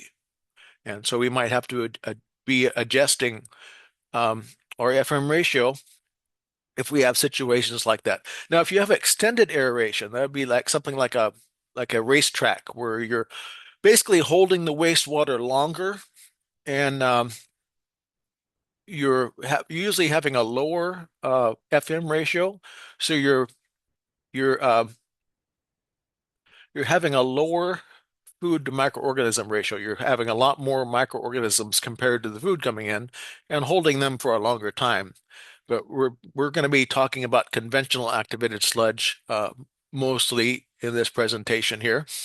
And if you look at the range in a different table here, it's saying 0.2 to zero point 0.4 approximately.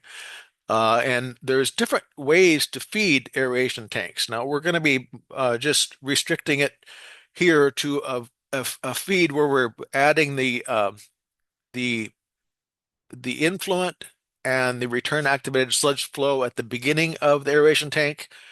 But there are other methods to feed an aeration tank. So you could have multiple places where you feed it, and also kind of a complete mix, which are different variations on activated sludge. But we're talking about conventional activated sludge, which is a plug flow where you feed at the beginning of the tank, and by the time it reaches the end of the tank, the BOD has been consumed. And for extended aeration, um, it's a slightly different. Instead of being 0.05 to 0.15, they're saying 0.04 to 0.10. But you can see these ranges are all pretty close um, to what we've stated. And here's an example here of the pounds formula already completed. And for example, we might be having 1,045 pounds per day of BOD coming into the system, and we're maintaining 2,986 pounds of MLVSS in the aeration tank. And we're trying to keep that constant with the BOD that's coming in and the return activated sludge that's coming into the tank. We're trying to maintain a consistent MLVSS concentration to achieve this 0.35. And there's a unit of a per day. A lot of times we use the FM ratio as just a dimensionless ratio. So 0.35, we're trying to maintain that, for example. So if BOD changes, we would adjust the MLVSS by adjusting the amount of solids that are being returned to the tank. I have to move something here so I can see my screen. So I want you to also look at this as a ratio. Up at the upper right, I put a little note here. The if the MLVSS gets larger, it makes the fraction smaller. It makes the FM ratio smaller.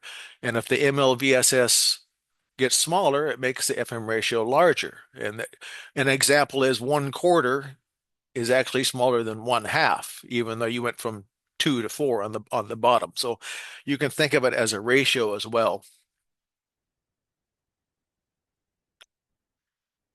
Um, if you have too much food or your FM ratio is too high, it means there's more food than the microorganisms can consume. So you're not going to get adequate BOD removal, and you're not going to get good settling. And an example where this could occur is if somehow you're wasting too much solids, and it gets low over time. Or let's say you have some kind of an increase in wastewater flow at the beginning of a tourist season. So all of a sudden, several thousand people are added to your system all at once, and you're carrying too low of solids concentration in your aeration tank. There could be a, a period of time where FM ratio is too high.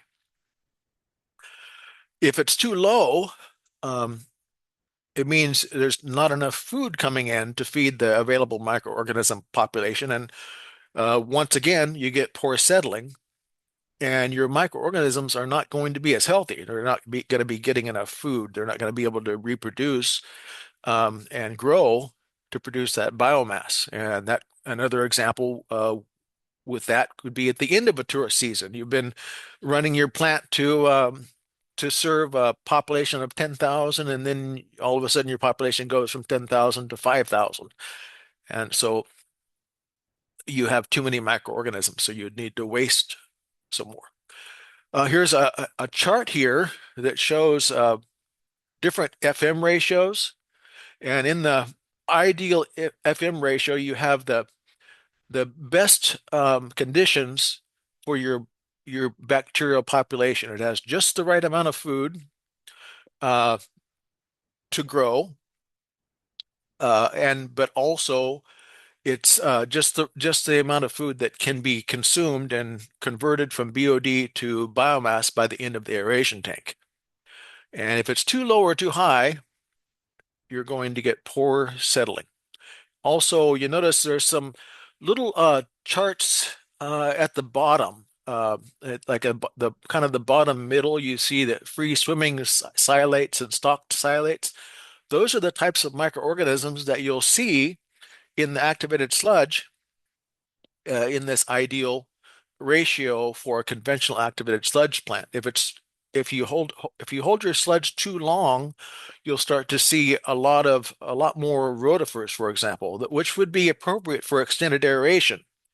But that the growth of these different kinds of microorganisms, these more complex organisms that develop if you hold the wastewater long enough, can actually contribute to poor settling.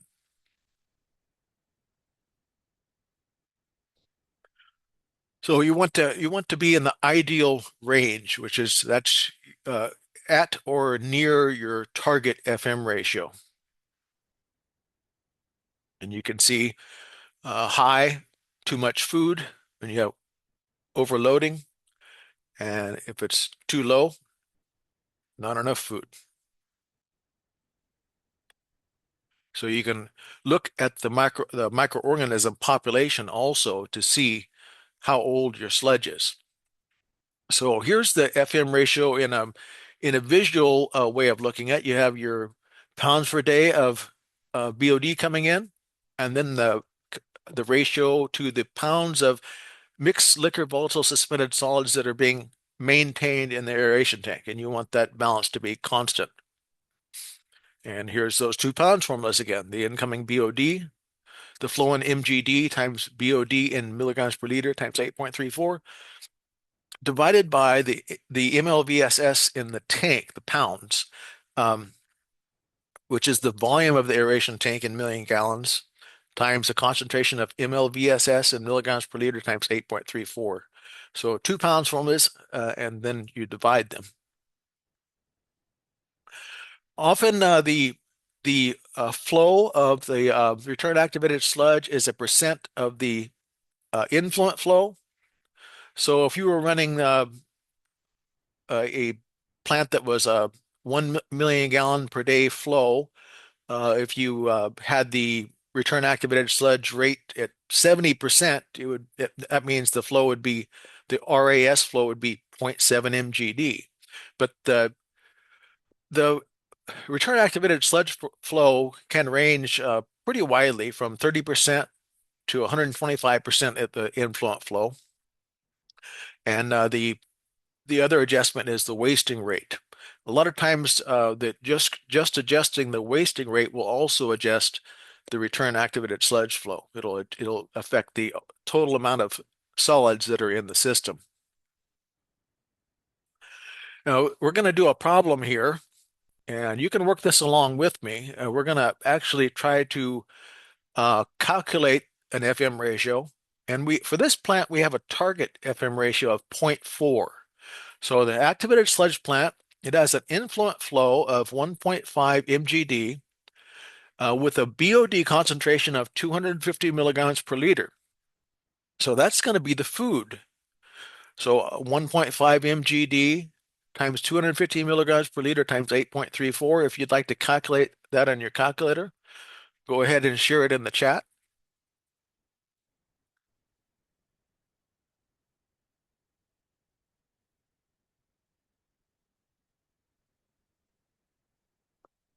Okay, I see a lot of answers coming in here. 3,127.5. Excellent job. And then we have the aeration tank volume of 0.5 mgd and an MLVSS concentration of 2,000 milligrams per liter. So we can look at the pounds of solids that are in the aeration tank, 0.5 times 2,000 times 8.34. What do you get for that?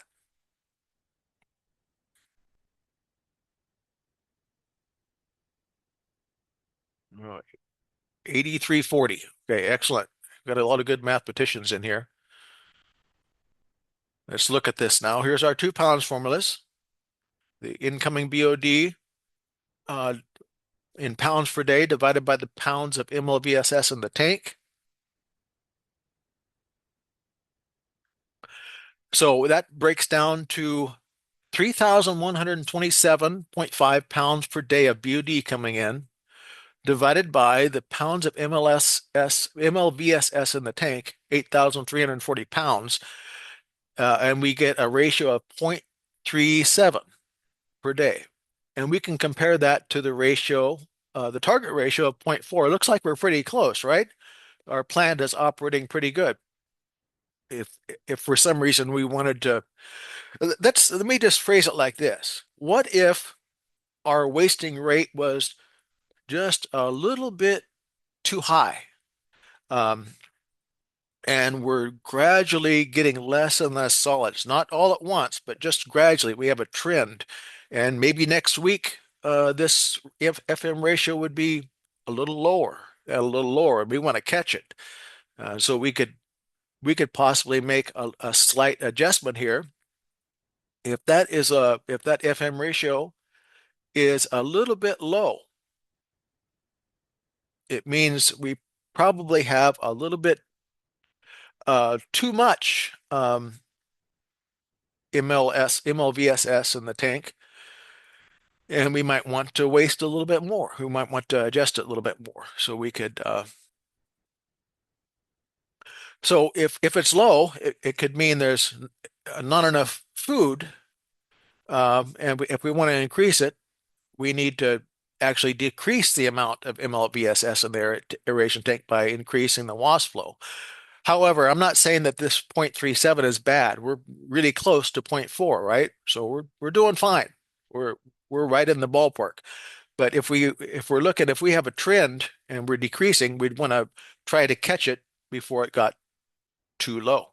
So excellent job. Now we're going to go to pole 4 here, and we've already have the pounds formula uh, calculated for us here, but the BOD incoming BOD is 4,170 pounds per day, and the MLVSS is 12,510 pounds. And so you want to see if you can calculate the FM ratio.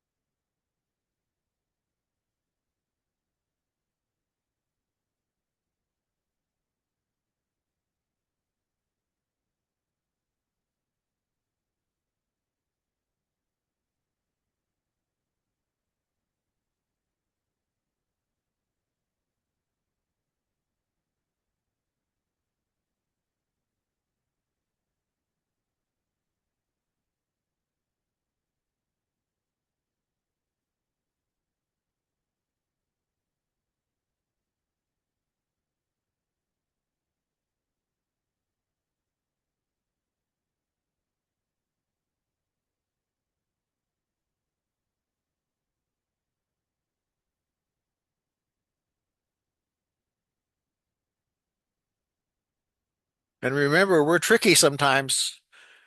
We might put in an answer there that correlates to a common mistake that people could make. But just remember, it's food to microorganism ratio, which means BOD, food, divided by the MLVSS.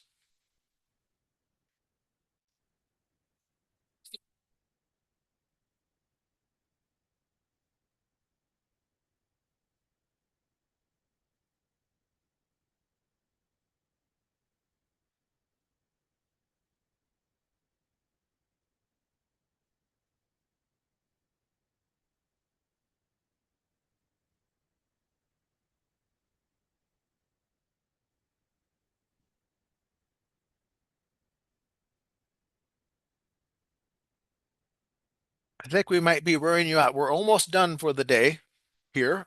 We're going to go ahead and we got 75% participation here. And I'm going to go ahead and move move on here. And 98% said 0.33. And if we look at the solution, and 0.33 is correct, we simply take the 4,170 divided by the 12,510, And there's a unit of day left over there because the pounds cancel out. But we usually use this as a dimensionless number, 0.33. So that's the FM ratio for that particular plant. Now, closely associated with these process control equations is sludge density. The more dense your sludge is, the better it will settle.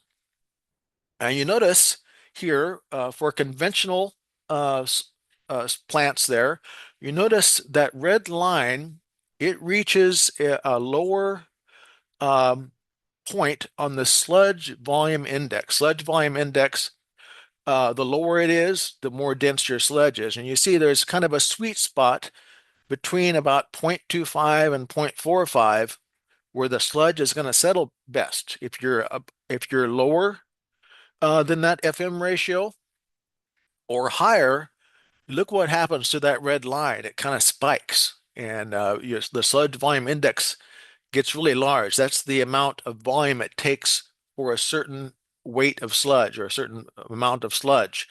And so if you're above or below, you're going to have poor settling.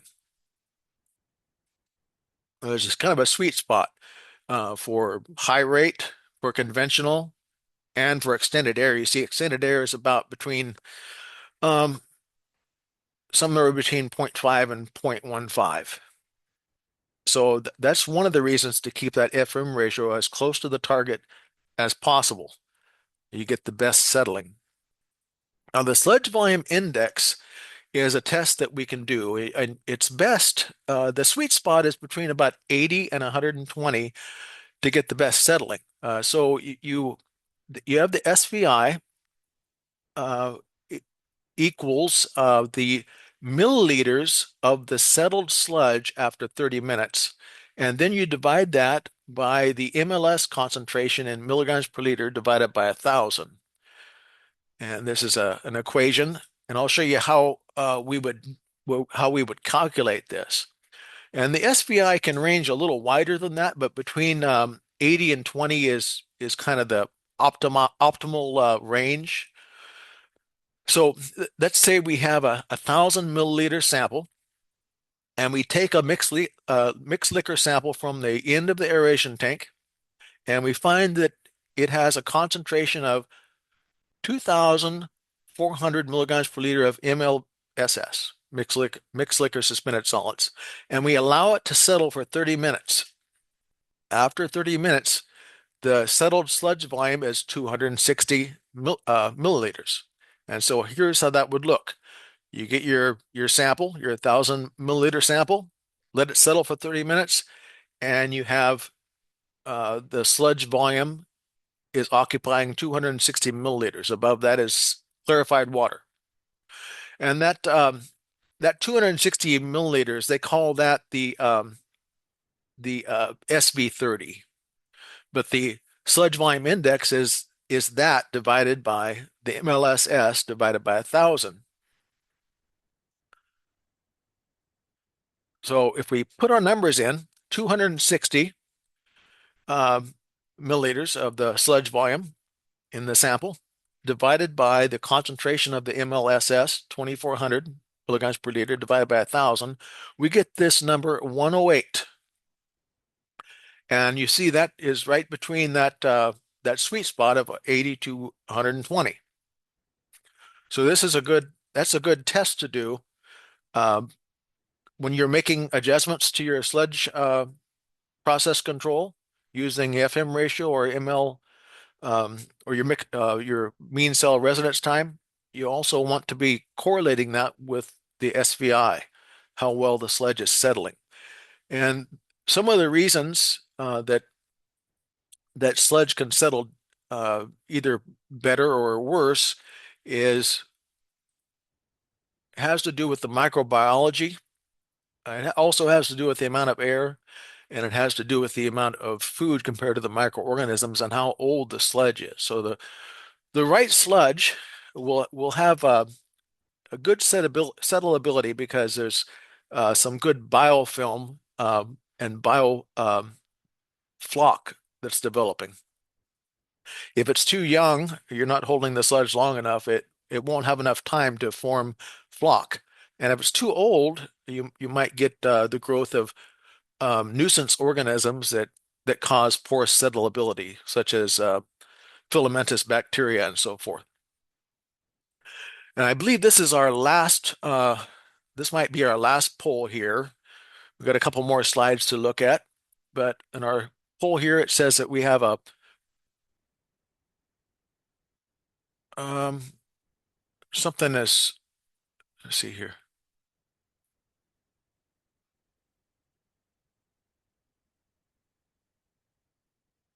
Let me see if there's a problem here. We have a, okay, so the MLS concentration, I'm not sure why there's a 1.5 dot. It might have been something that I might have messed up something in the writing the poll, but the MLS concentration in a zero point 0.5 million gallon aeration tank is 3,600 milligrams per liter. And the MLVSS is 2,800 milligrams per liter. And the SP30 is 470 milliliters. And the influent BOD is 2,100 pounds per day. Evaluate the SVI and FM ratio to determine adjustments. So you're going to be looking at the FM ratio and the settleability.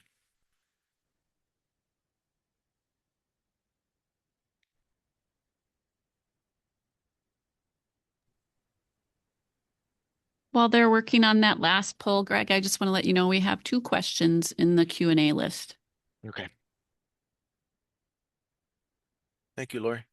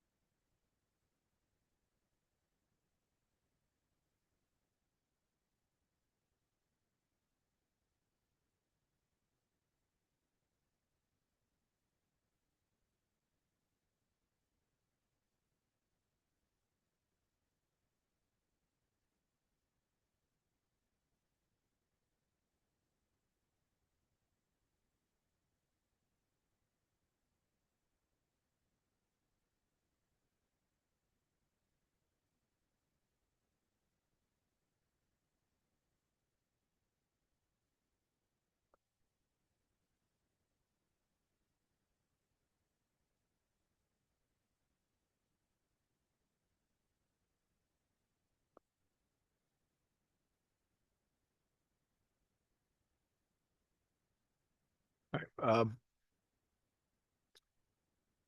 We'll give another minute here.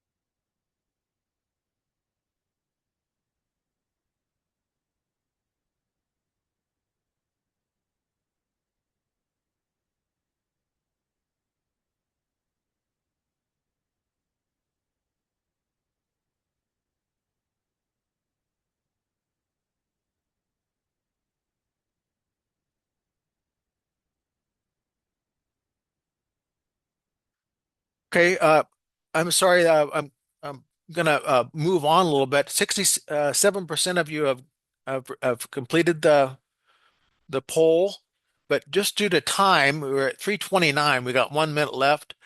I'm gonna uh, walk through the solution here.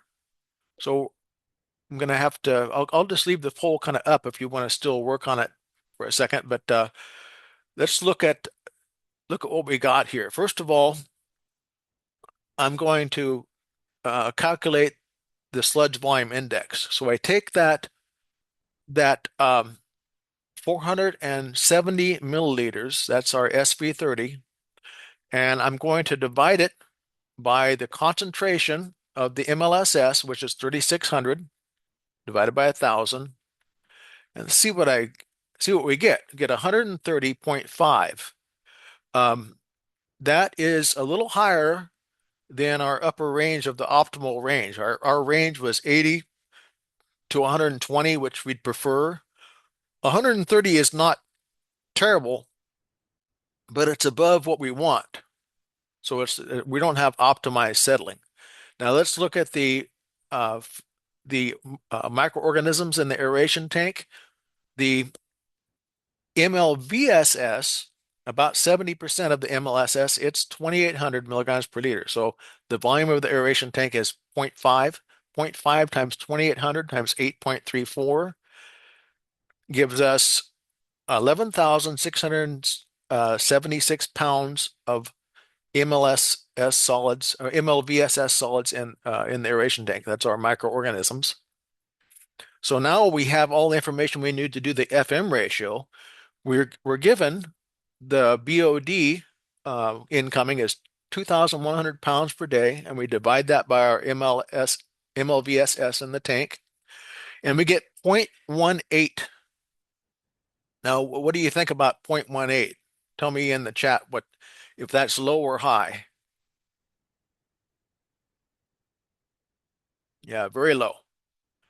So what are we going to do to increase that FM ratio? We have too little food for the microorganisms that exist.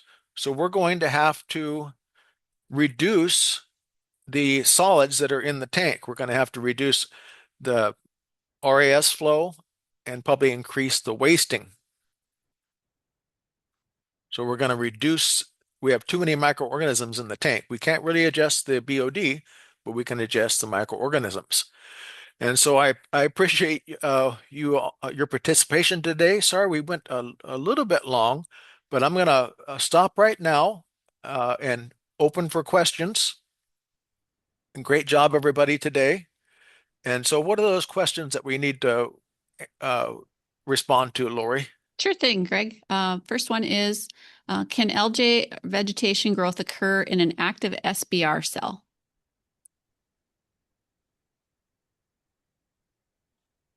I've never heard of that, but that's an interesting concept. I've never heard of such a thing, but I I would have to do a little research on that, and I'll do that. I'll look and see if such a thing has ever occurred. Okay, and there's a second part to that question too, depending on your answer. How could that impact the treatment process if it does? Uh, an SBR, a sequencing batch reactor, I don't think there would be enough time for vegetation, but possibly algae could possibly have enough time to grow. But I have to apologize. So I'll take that question and do a little research on it and tell you what I find out tomorrow. Okay. That okay? Great, thank you for that. And then the last one for today is, can you briefly speak on the historical justification for a 5-day incubation period as the standard measurement for BOD? Another research. Why how I'm not a lab person, um, but the laboratory folks that came up with that standard, why they stopped at 5 days and why is it not 6 days? Or why is it not 4 days? That's something I'd like to know myself. So I have you gave me two research assignments, so which is fine. I'm glad you're making me think. So It's I always don't have good. that. We Yep. got to keep you on your So, toes, Greg, right? so Greg, I just went and Mhm. did that Google thing, and interesting enough, it's a historical and practical standard primarily originating from the UK's Thames River, which took about 5 days for pollution to travel to the sea. Huh.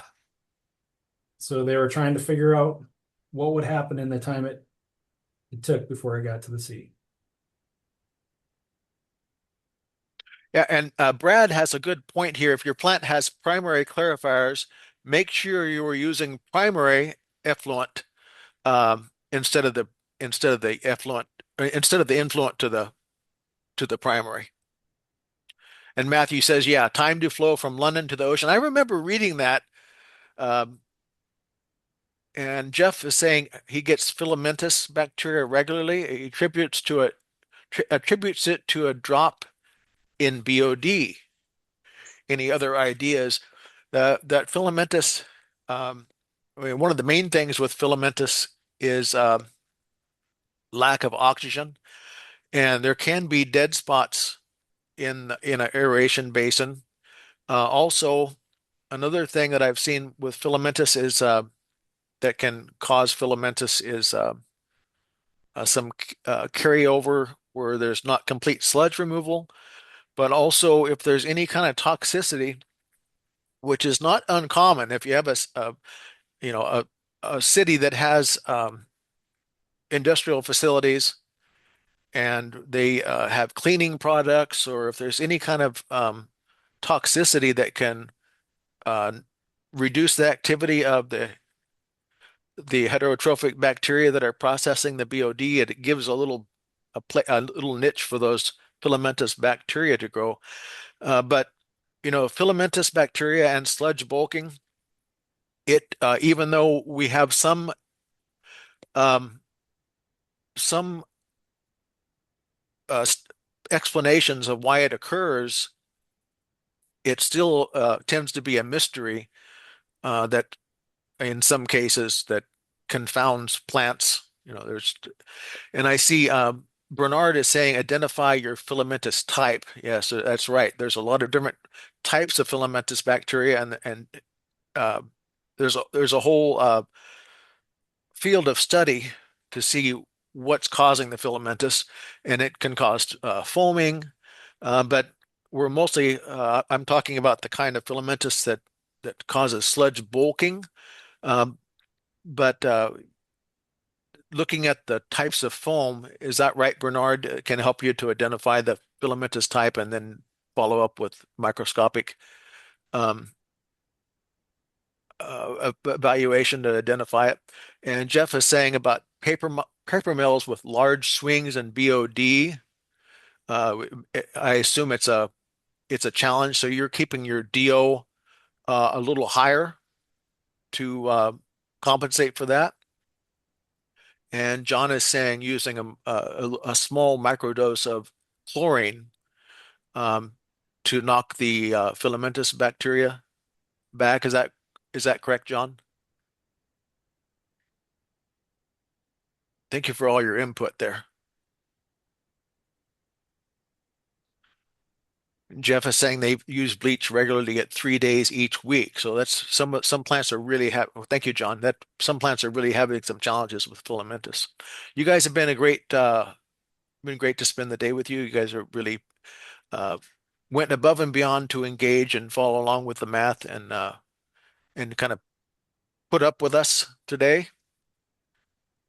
Yeah, I hope to see you tomorrow as well. Anything else, Daryl or Lori? I'm going to be quiet now.